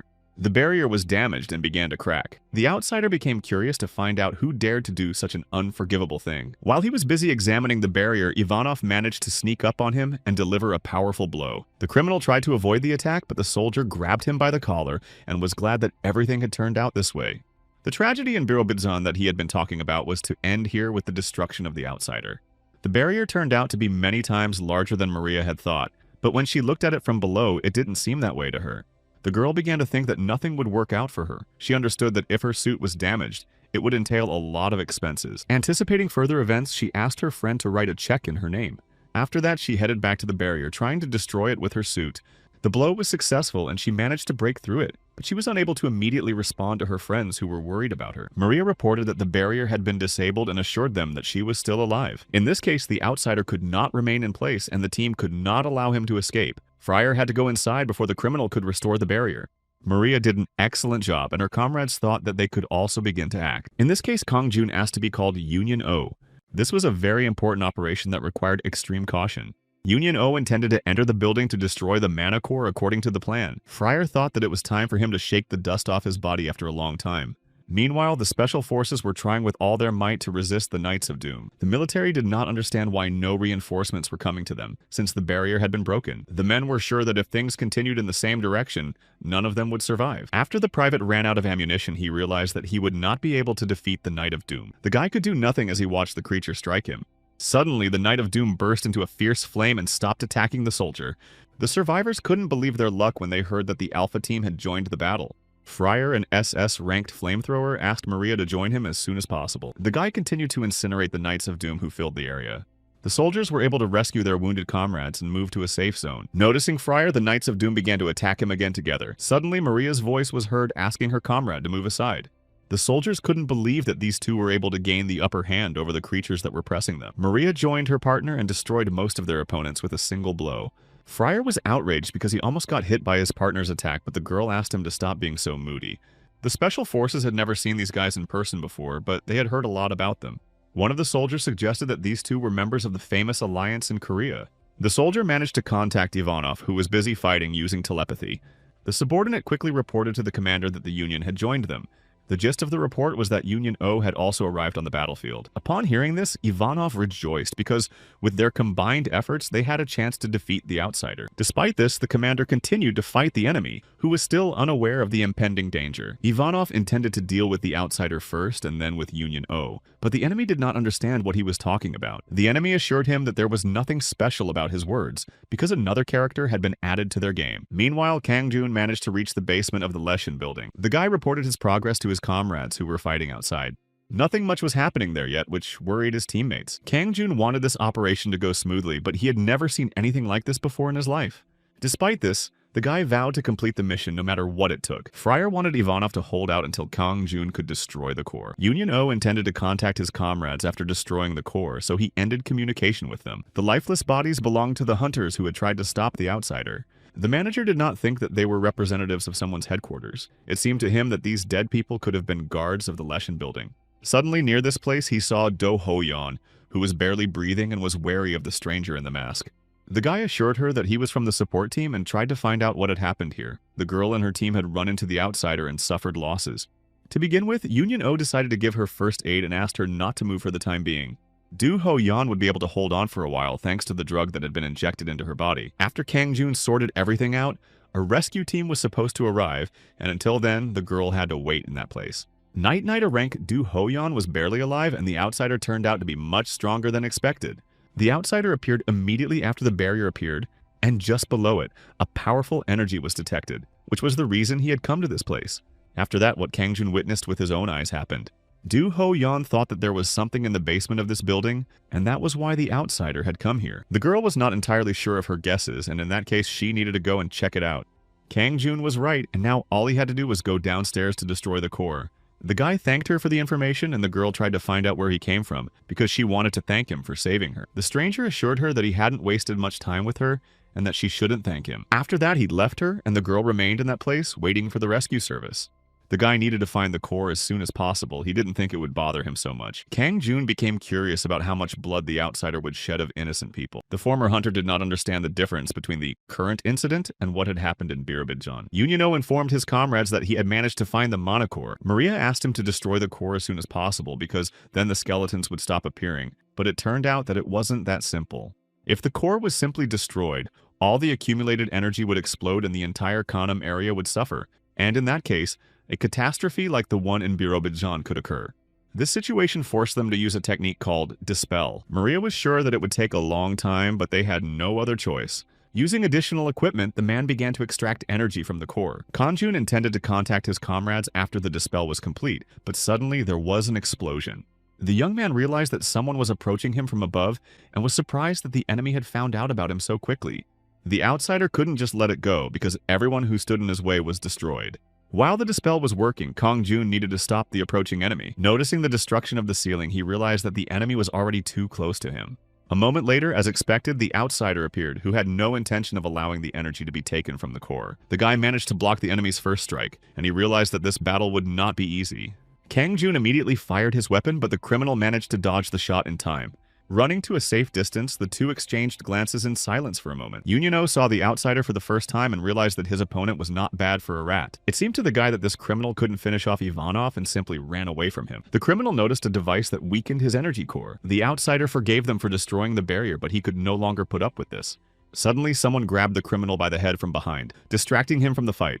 Kang Jun noticed that Ivanov had come to them and knocked the outsider to the floor with his blows. Ivanov ordered the criminal not to run away during the fight with him, but he did so anyway and was now paying for it. Looking around, he noticed that Union O, who had previously made a deal with him, was there. The soldier had waited a long time for this day to repay Union O in full. The man liked to prolong the pleasure during meals and advised the guy to wait for it with impatience.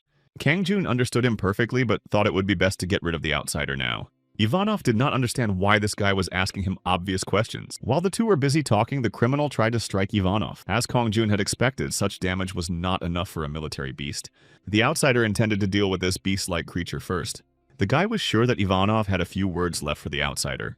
Although Union O did not believe this, he admitted that Ivanov had an excellent physique, and the soldier ordered him to stop joking because he did not understand such things. It became clear to the outsider that these two had united against him. Ivanov agreed to deal with the criminal first and then take care of their personal disputes.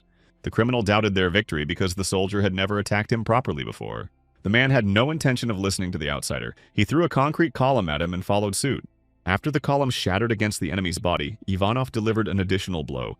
The outsider did not expect this and did not expect the enemy to be able to deliver such a powerful blow.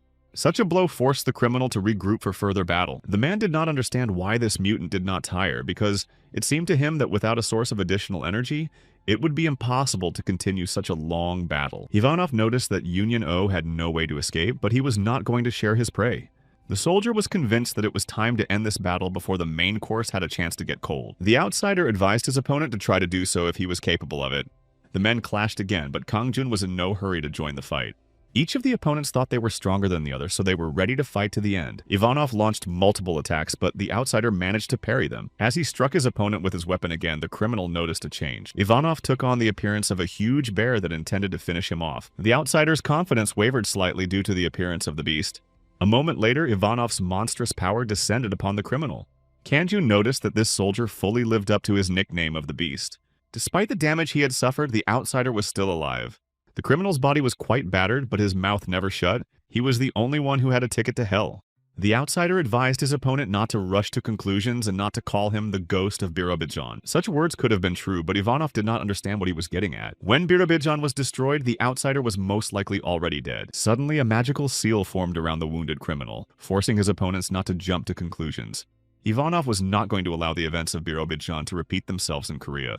The soldier managed to remind the criminal of something he had already forgotten. The outsider had no intention of ever losing again in his life. He was convinced that he had nothing left to fear. Using a magic spell, the enemy managed to pull something dangerous out of space. Kangjun suggested that it was the sword with which the criminal wanted to destroy them.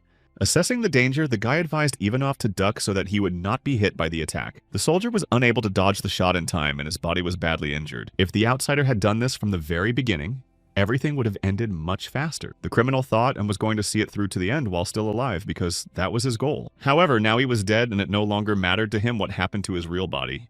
Thanks to the fact that these two gave him a hint, he was going to destroy them and everything here with his own hands. Kangjun did not expect this from the outsider, but he had no choice but to fight this demon. The outsider removed all restrictions from his body in order to fight his opponents with full force. The creature intended to show them the hell it had seen with its own eyes. Union O had to destroy this enemy before it reached such a transformation. The criminal assured them that human laziness and indifference had brought them to this point, because they should not have taken their eyes off him, and now they were doomed to die anyway. Unexpectedly, the guy just laughed at his enemy's words, calling him funny. Ivanov did not know what this form was, but he assured his opponent that he should not consider himself stronger just because he had a pair of horns on his head. The outsider was surprised that this little man had managed to survive such a powerful blow. Usually animals would start shaking with fear and tuck their tails between their legs at the sight of the outsider. Instead, Ivanov bared his teeth at him because he couldn't let such a lucky day slip away. This seemed to him to be useless tricks by the outsider, who was incapable of anything more. Noticing the enemy's approach, the criminal made it clear that Ivanov had fallen for these tricks. Trying to strike, the soldier fell into a trap called the Realm of Darkness. The man was completely immersed in an unknown dark space where nothing could be seen. In the pitch darkness, Ivanov tried to understand what the outsider had done to him. Suddenly, multiple cuts began to appear on his body, weakening him. The man tried to defend himself from such attacks, but all his attempts were in vain. Quite by accident, he sensed the outsider behind him. The outsider tried to attack the soldier, but he managed to parry the blow and advised him to stop using such dirty tricks. The opponent assumed that he was facing the so-called reflexes of a wild animal. Therefore, he decided to start a full-fledged hunt for the beast that was Ivanov. The soldier was a returnee, so he knew the reason for such powerful magic. Such creatures were in no way connected to the system of this world. Ivanov, like an outsider, was independent of time, space, and matter. Suddenly, the enemy summoned parasites, and they immediately filled the space where the man was. The filthy insects began crawling over Ivanov's body, distracting him from his opponent. A moment later, the outsider used the spell of the Whisper of Darkness. The soldier did not understand what was happening to his body. The insects were replaced by water. Then the criminal used the evil spell, which was aimed at destroying all living things in that space. The body completely stopped obeying its owner and began the process of self-destruction. Ivanov fell so easily just because of a few words, even though he was an S-rank warrior. The outsider compared the returned people to maggots, which were helpless bugs. Kangjun decided that it was all over because Ivanov didn't have a single chance of winning. In that case, it would be wise to take advantage of this time because Ivanov would remain an enemy of Union O in any case. Dispel was to be completed, and the guy was very grateful if one of these opponents destroyed the other. Reloading his weapon, he really didn't like what he was about to do. The guy went inside to the two of them and took an aimed shot at the outsider. The criminal did not understand what this man was thinking when he entered, because he would not be able to get out of there. It became clear to the creature that the guy could see him since he managed to attack him, but that shouldn't have happened. Kangjun turned to the returnees who were looking down on their Earth. The former hunter thought that these two had stayed in this city for too long and were the only monsters in this place. The outsider was shocked that a human could see him in this dark space.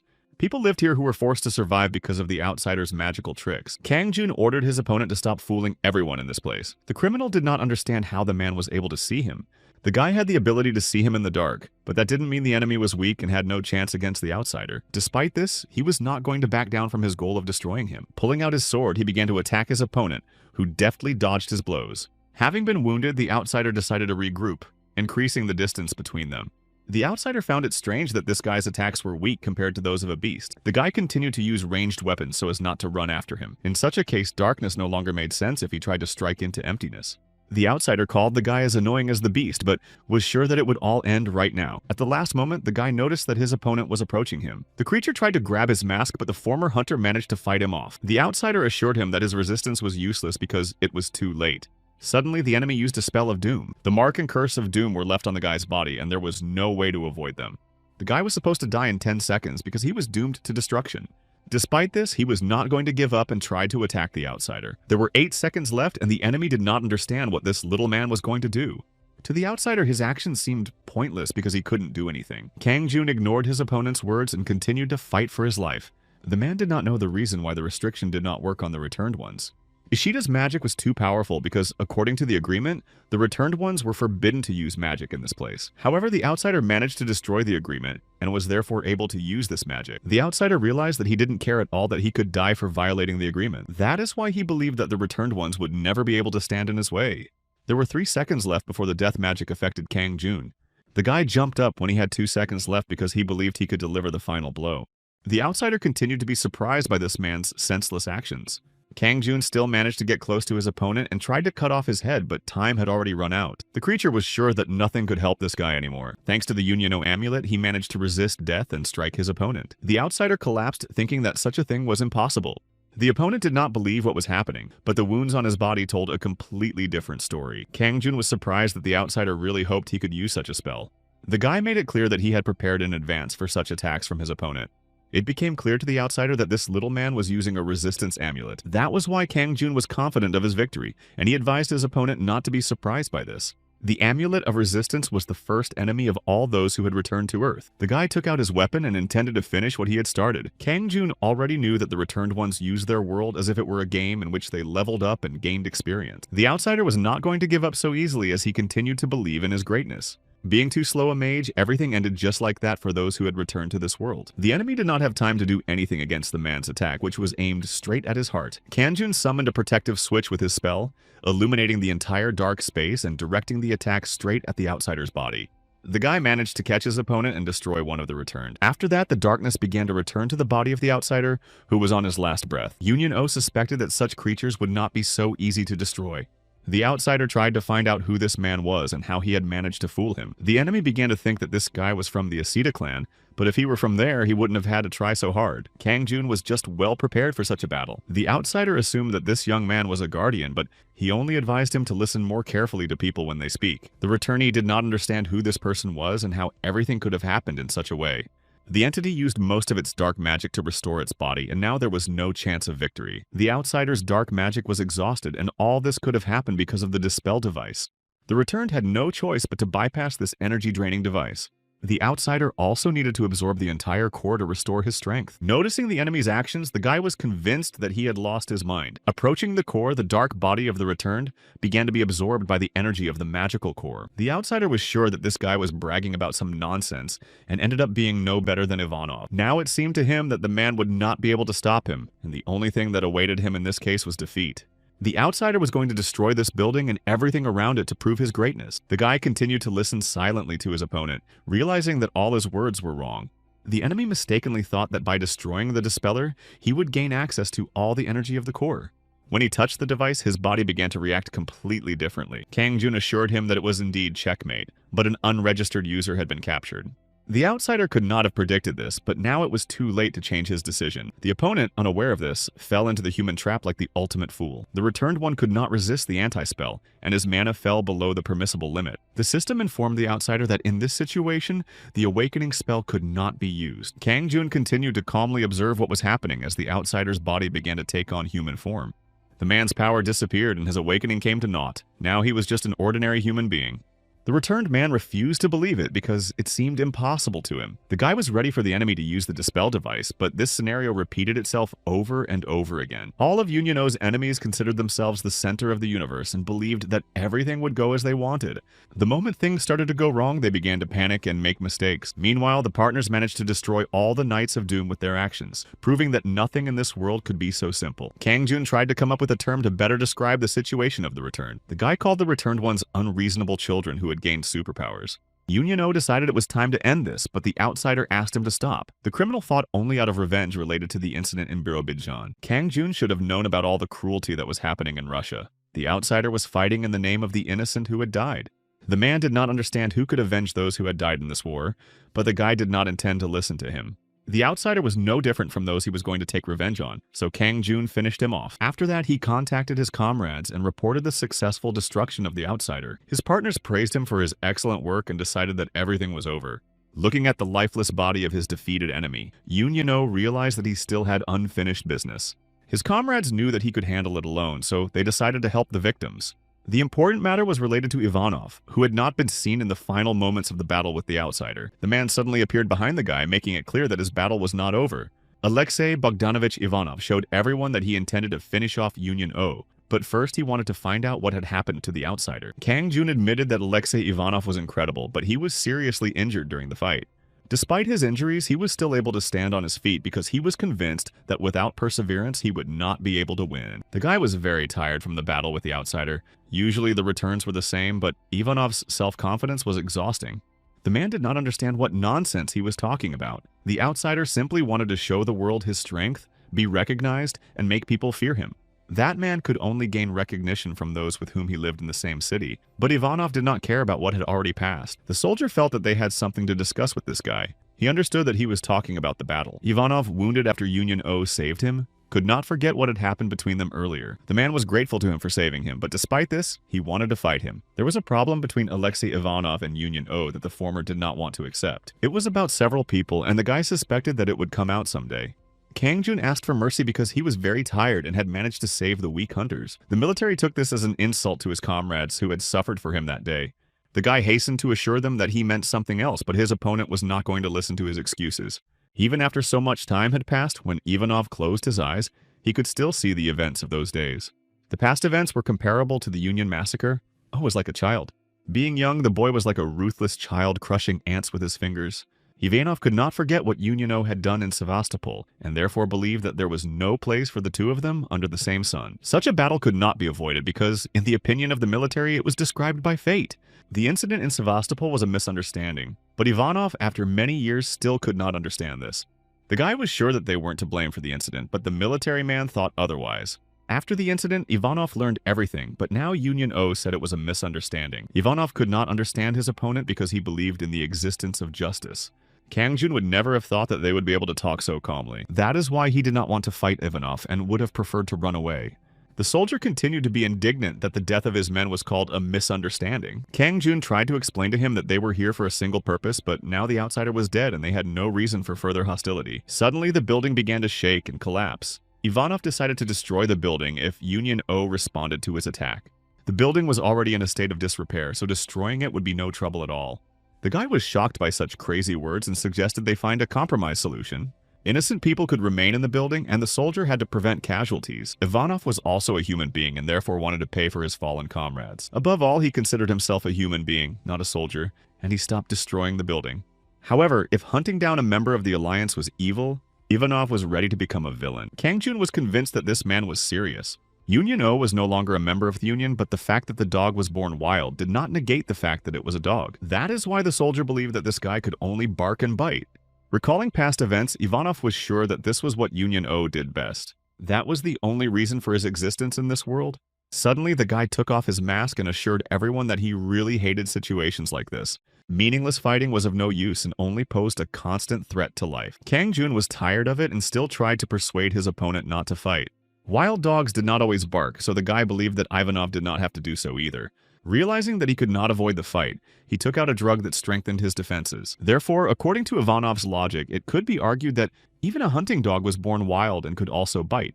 Noticing how he injected himself with the strengthening drug, he decided that now the guy was not against fighting him.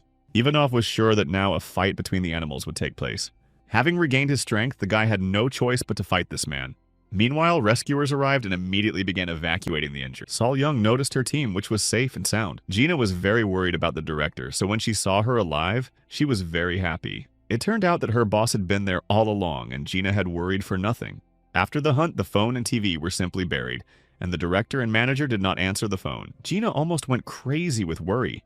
The rest of the team also rushed to them as their anxiety was also evident. So, Aran didn't understand where the manager had gone. They didn't see the Knights of Doom, so they decided that the situation had been resolved. Sol Young suggested that Kang Jun was still fighting the enemies because he was nowhere to be seen. Ji-won was absolutely certain that the manager would be fine. The child assured them that Kang Jun was not the type to die in such a situation. Meanwhile, the manager was engaged in a fierce battle with Ivanov. Despite the drug he had taken, it was still very difficult for the young man to resist the soldier. Seeing the increased physical activity caused by the doping, Ivanov couldn't believe that his comrades had been killed by a drug addict. The enemy paid no attention to such statements because he wanted to end this as soon as possible. The soldier shielded himself from the bullets with a cobblestone and aimed it at his opponent. Using his sword, Kang Jun managed to avoid this attack, but he did not expect Ivanov to immediately strike him again. Trying to dodge the enemy's attacks, the manager decided to counterattack. Ivanov easily grabbed his sword, making it clear that all his efforts were in vain. The opponent tried to snatch the weapon, but he couldn't do it, so he started punching. Kang Jun realized that, as expected, this man was much more annoying than an outsider. The guy hated fighting someone who only fought in close combat. Based on Ivanov's actions, he had already managed to come up with the necessary solutions for his victory. Trying to deliver another blow, the soldier noticed that his opponent's movements had changed dramatically. Getting into the blind spot and catching the right moment, the guy intended to deliver the final blow. Ivanov realized that his opponent was using a trick by turning on and off. Kang Jun had been using this trick all along, and Ivanov had fallen for it. If Ivanov had been an ordinary person, their battle could have ended there. However, this man was so powerful that the sword was of no use to him, because he could recover very quickly.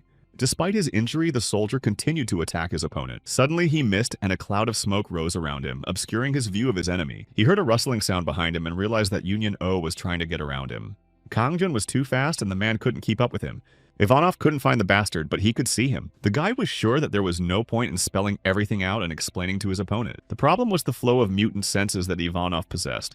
Such creatures sensed everything much faster than was necessary. Having caught his opponent off guard, the young man managed to take an accurate shot at him.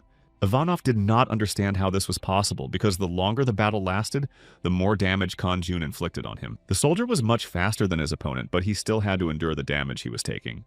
The young man noticed that the man could not understand what was happening at all.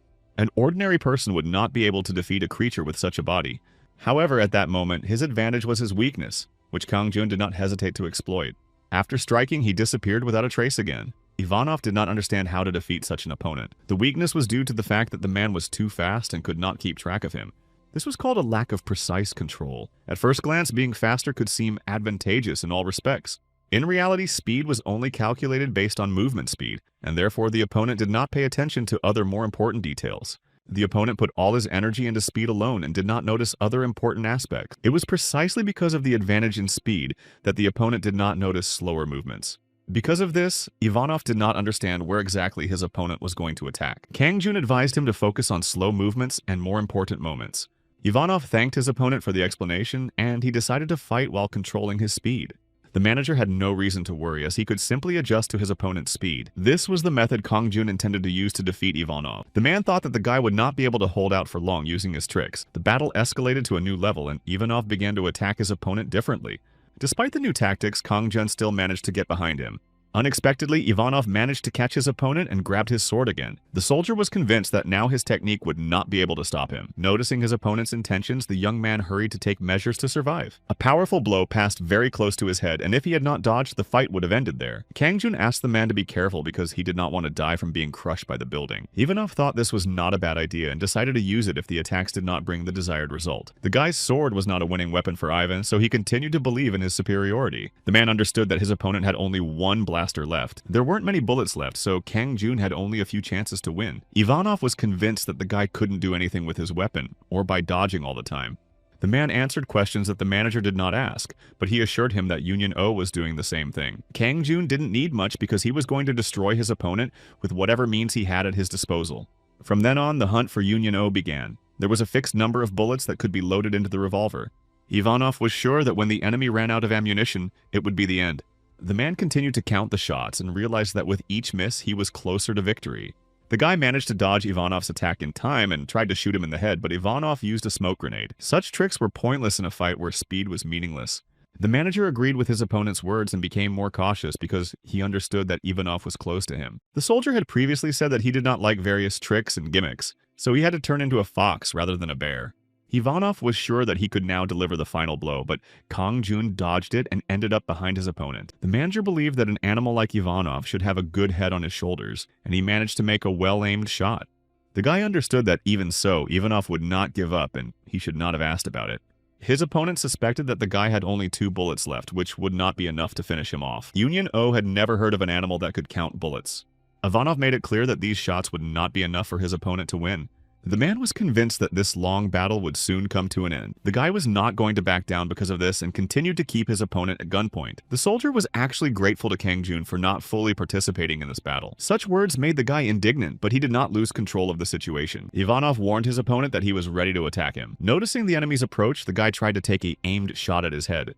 The bullet missed, and the soldier realized that Union O had only one bullet left. After dodging the bullet, he managed to get close to the guy to strike.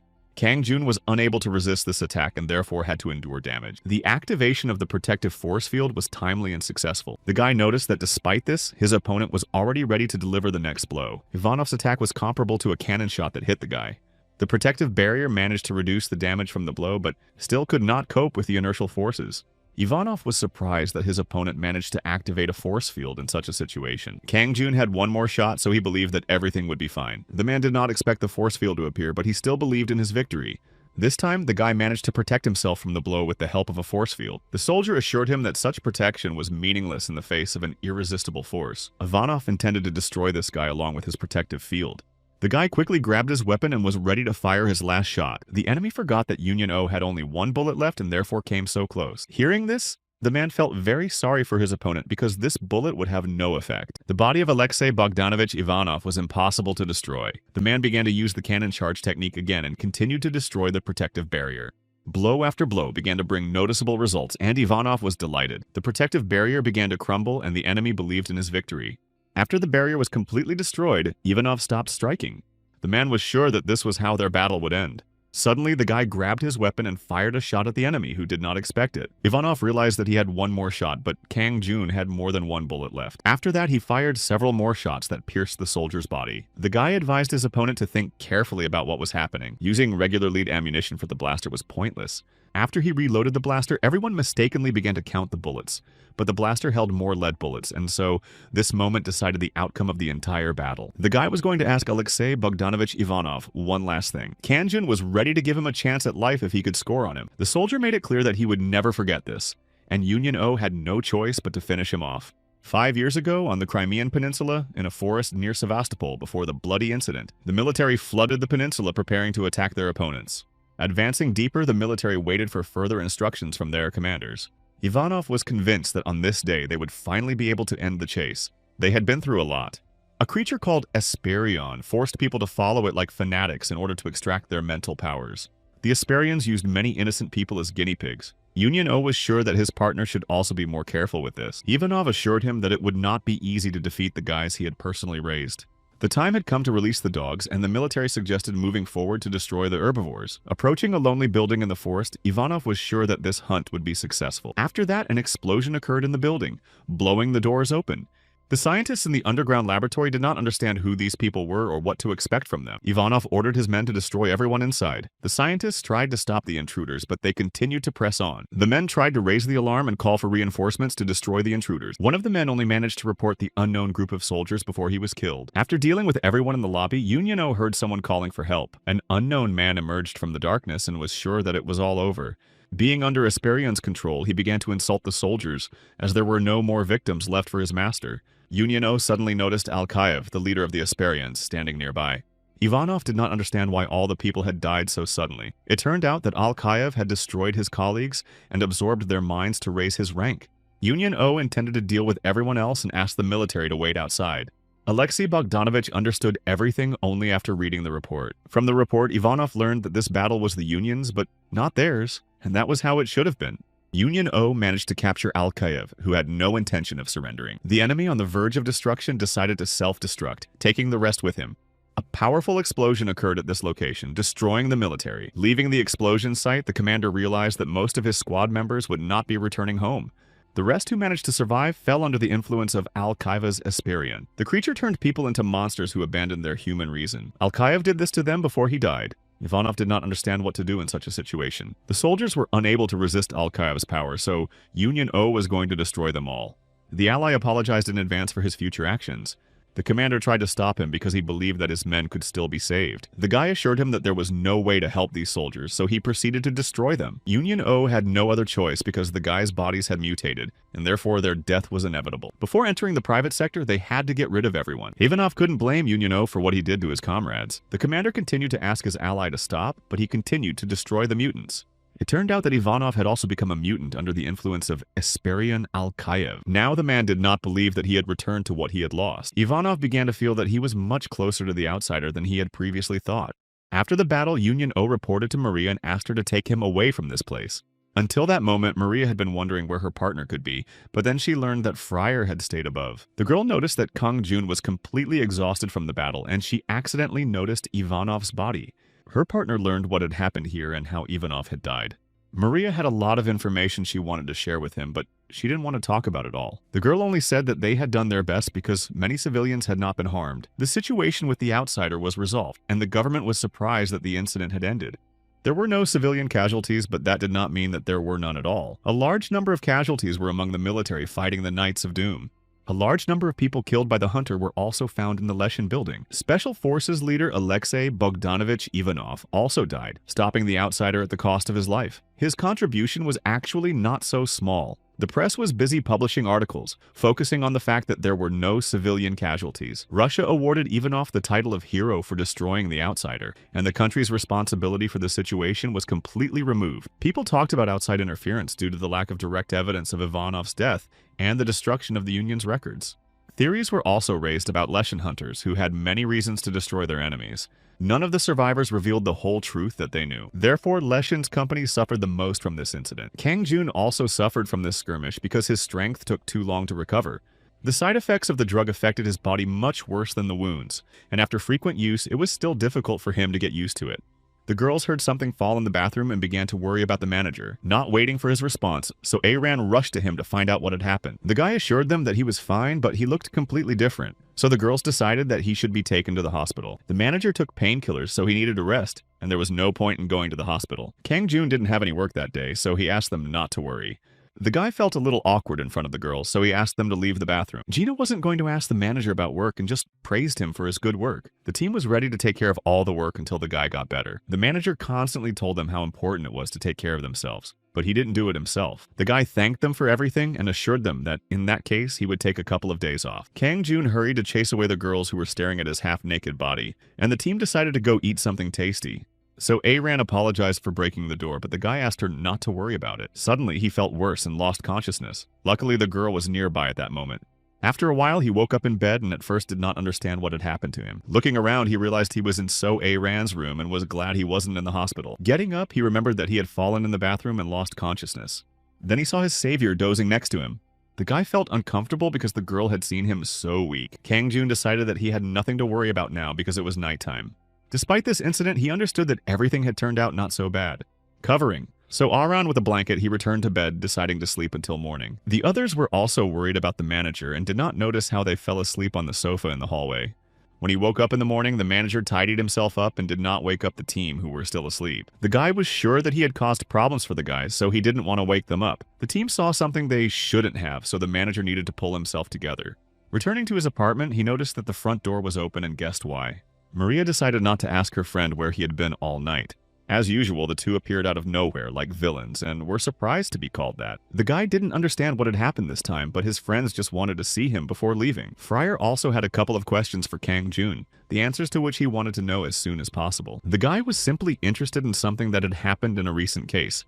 Fryer asked why the manager always tried so hard because in some cases it wasn't necessary. His partner didn't judge him for it because he was just curious since Kang Jun had so much money that he could afford to do nothing for the rest of his life. Kang Jun could have simply not suffered and instead enjoyed a measured life. Union O had long since left the Union, but he still continued to fight, risking his life. It was difficult for Fryer to understand why he did this, but Kang Jun simply cared about the future generation. His partners were surprised that he really thought about such things. Kang Jun spoke as if he were 50, but he could be compared to a veteran because of his length of service. Maria asked if he was going to prepare for the second coming of Ragnarok. The manager felt that there was no guarantee that this would happen, as the crisis had been contained. The guy understood that because of this, the release date could be significantly delayed. Kang Jun thought he was well suited for his job, and on top of that, he liked the team. Maria was glad to hear that her friend liked his new job, but it was still difficult for Fryer to understand him. After that, they decided to say goodbye. The girl was sure that they would see each other again. It would be great for the manager if there were no more reasons for such meeting. Maria assumed that as long as he continued to do such things, it would go on for a long time. After seeing his guests off, he decided to tidy up his apartment. After that, he met with the director, who was happy to see him but was shocked by the amounts on the documents. Sol Young did not understand that these bills turned out to be unexpected expenses for the efforts they had made to save the director. That's why the woman couldn't react calmly to such statements. The manager was surprised that she couldn't cover these expenses. Her boss could have done so, but these amounts seemed too high to her. The guy assured her that since she was rich, she would be able to pay, but Sol Young was not rich. The woman intended to sort this out within a week. Sometimes she did not understand what kind of person Kang Jun was. Despite this, she wanted to have a serious conversation with him, but he did not understand what it could be about. This time, the manager did a very good job, and the director expressed her gratitude to him. The guy had to do something to keep his job, but if he worked for another company and they saw such a calculation, they would have fired him. Leshin's company suffered the most in this situation, losing most of its hunters. Despite the fact that they resolved the incident with the outsider, they still have a lot of work to do because of Leshin's problems. Sol Young did not think that Leshin would suffer so much because of one outsider. The company management hero was not on very friendly terms with Leshin. All companies will try to grab their share while Leshin is recovering. A battle for territory was looming, and the boss intended to take over the blue area. Recent events proved the ability of their employees. Sol Young thought they deserved to stand above Leshin's organization. The team had been through a lot during this time, and they needed to take advantage of this golden opportunity to gain territory. Sol Young intended to finish off Leshin's company before it regained its strength. The boss assured that she had good reasons for this. Meanwhile, Ho Young returned, and her skills turned out to be much better than expected. The girl was one of the best students at the Night Temple, and did not think she would find herself in a real battle so soon. The boy believed that this was a good thing because it was all about success. The huntress hoped that she would be able to be of use as soon as possible. Ho Yan doubted that Leshin's company was a good place to stay. Her partner decided that she was worried that one of the top agencies might go bankrupt, but the loss of 51 hunters was no small loss. An investigation was conducted to ascertain whether the company and its members were responsible for one jurisdiction or another. If Ho Yan became part of Leshin, most of the participants could be distributed. The guy assured her that she didn't need to worry about that because there was outsourcing. There were many hungry agencies, and participants could be distributed to other companies until they got new hunters. The partners had a contract with Hero Management for such cases. Comrades could take any hunter from them to revive the Leshin company. The girl doubted that Leshin could afford it, but the guy assured her that the company had earned a lot before this incident. Newcomers to the company did not have to worry about anything. Ho Yeon decided to trust this manager after all. The hunter noticed that there was too much pride in the guy's words. Ho Yeon remembered that her friend Soe Ran was in the Hero Management company. The new agency had gained fame thanks to its productivity and Lesha's excellent outsourcing work. The girl remembered her last conversation with her friend, who had no intention of becoming a hunter but changed her mind. Despite the fact that the two studied at the same night temple, Ho Yeon had to suffer more. The hunter decided that she needed to be more patient because she would be able to slowly climb the ladder of success, which was different from other poor companies. Thanks to this job, Ho Yeon was able to reach the heights she believed in. Unexpectedly, the car in which the Hero Management team was traveling passed by the car in which Ho Yeon was traveling. Ji-won decided to make sure he had really seen the Leishan company car. So Ah-ron suggested that this company had apparently returned to business.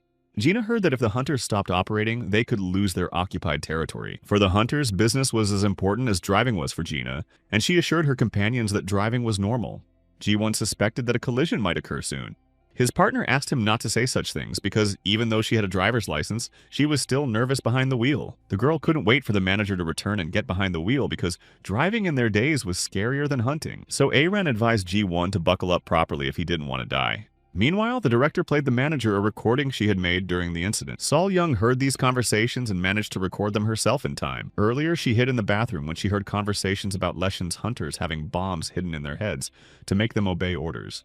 The woman was hesitant to leave the stall, so she recorded the conversation. When everything quieted down, she came out of the bathroom and was shocked by what she saw. One of Leshin's hunters had died right there in the bathroom after refusing to obey orders from his superiors. Sol Young couldn't believe that someone had done such a terrible thing in a public place. The manager was quick to say that the case seemed strange to him from the outset. The turnover of Leshin's hunting company was close to 0%, and there had not been a single complaint filed. Despite everything, he was going to check the true circumstances of what was happening in this company. The manager decided to check once again whether the boss was sure about this. She also wanted to believe that it was a mistake, but it was true. The woman had seen it with her own eyes and was therefore certain of her suspicions. According to her, the Leshin company was installing explosives in the heads of its hunters. Such devices were installed to prevent deviations from orders, which is why Sol Young believed that they should get rid of this company. Suddenly, the manager started to get ready to leave. He decided to explain himself to his boss later because he had something really urgent to do. Kang Jun intended to personally verify his boss's words and investigate Leshin's background. The guy understood that if any of the hunters found out about this, they could suffer. The manager remembered Do Hoyeon, who was among the surviving Leshin hunters. The hunter was someone who could be in danger, and Kang Jun wanted to help her. Meanwhile, Do Hoyeon visited the hospital to have her body x-rayed. The doctor assured her that there was no bomb in her head because he would not lie about such a thing. Upon learning this information, the girl began to feel like she was going crazy. During the incident, the hunter heard from her comrade that bombs had been planted in their heads, and that all the hunters were dying without even starting to fight. The guy asked Do Hoyeon not to trust Leshin's company because there was also an explosive device in his head. The facts contradicted these words, so she began to think that she was simply going crazy.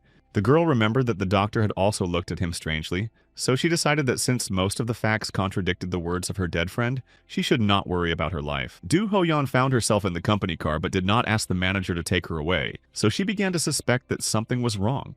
The hunter decided not to tell anyone that she was going to this particular hospital. The girl decided to ask the driver where they were going, but he was in no hurry to answer. The driver ignored her question, assuring her that her boss had called her urgently and that he did not know the reason. Do Hoyeon decided that this was a lie because the man's words were different from how he usually spoke. The girl began to feel in danger, but she could no longer leave the car. The driver was visibly nervous and sweating, but he continued to drive her to her destination. Suddenly, she received a message from Kang Jun, who wanted to know where she was. After a while, the man stood alone and smoked, visibly angry about something. Suddenly, Kang Jun appeared next to him and tried to find out what he was angry about. After that, he put a gun to his temple, and manager Leshin realized that their company had been exposed. Kang Jun advised him not to move if he wanted to stay alive. Taking an explosive device out of his pocket, he made it clear that it was not worth treating him so carelessly. The manager believed that this man had crossed all permissible boundaries with his actions. Grabbing the man by the collar, the guy ordered him to obey his orders from now on if he didn't want to die. Kang Jun was very convincing, so manager Leshin decided to obey him. Sol Young assured the hunter that she had made the right decision by asking the driver to stop at the rest area, because thanks to that, they were able to help her in time. No one believed Do Hoyeon, saying that everything was fine, and at some point before this meeting, she began to think she was going crazy. The hunter became a target because she was close to discovering the truth about this company. The girl could have undermined the status and reputation of Leshin's campaign, so they wanted to get rid of her. Now, however, they were facing a monster, a danger that could not even be compared to the incident with the outsider. Sol Young assured her that their company would help Do Hoyeon figure things out and dispel all her doubts. The principal showed her a recording of the conversation, which the hunter understood perfectly, and thanks to this, Do Hoyeon was convinced that everything that was happening was true. The situation was too extreme, so Kang Jun decided to tell her everything as it was. The hero management company needed Do Hyun's help, and she also needed them to take action. The guy showed her the explosive device that the driver intended to activate in an emergency. The hunter realized that this situation would not be easy as she had nearly died. Sol Young assured her that if she could help them, they would expose Leshin's company. Kang Jun was going to wipe Leshin, which treated its employees so horribly, off the face of the earth.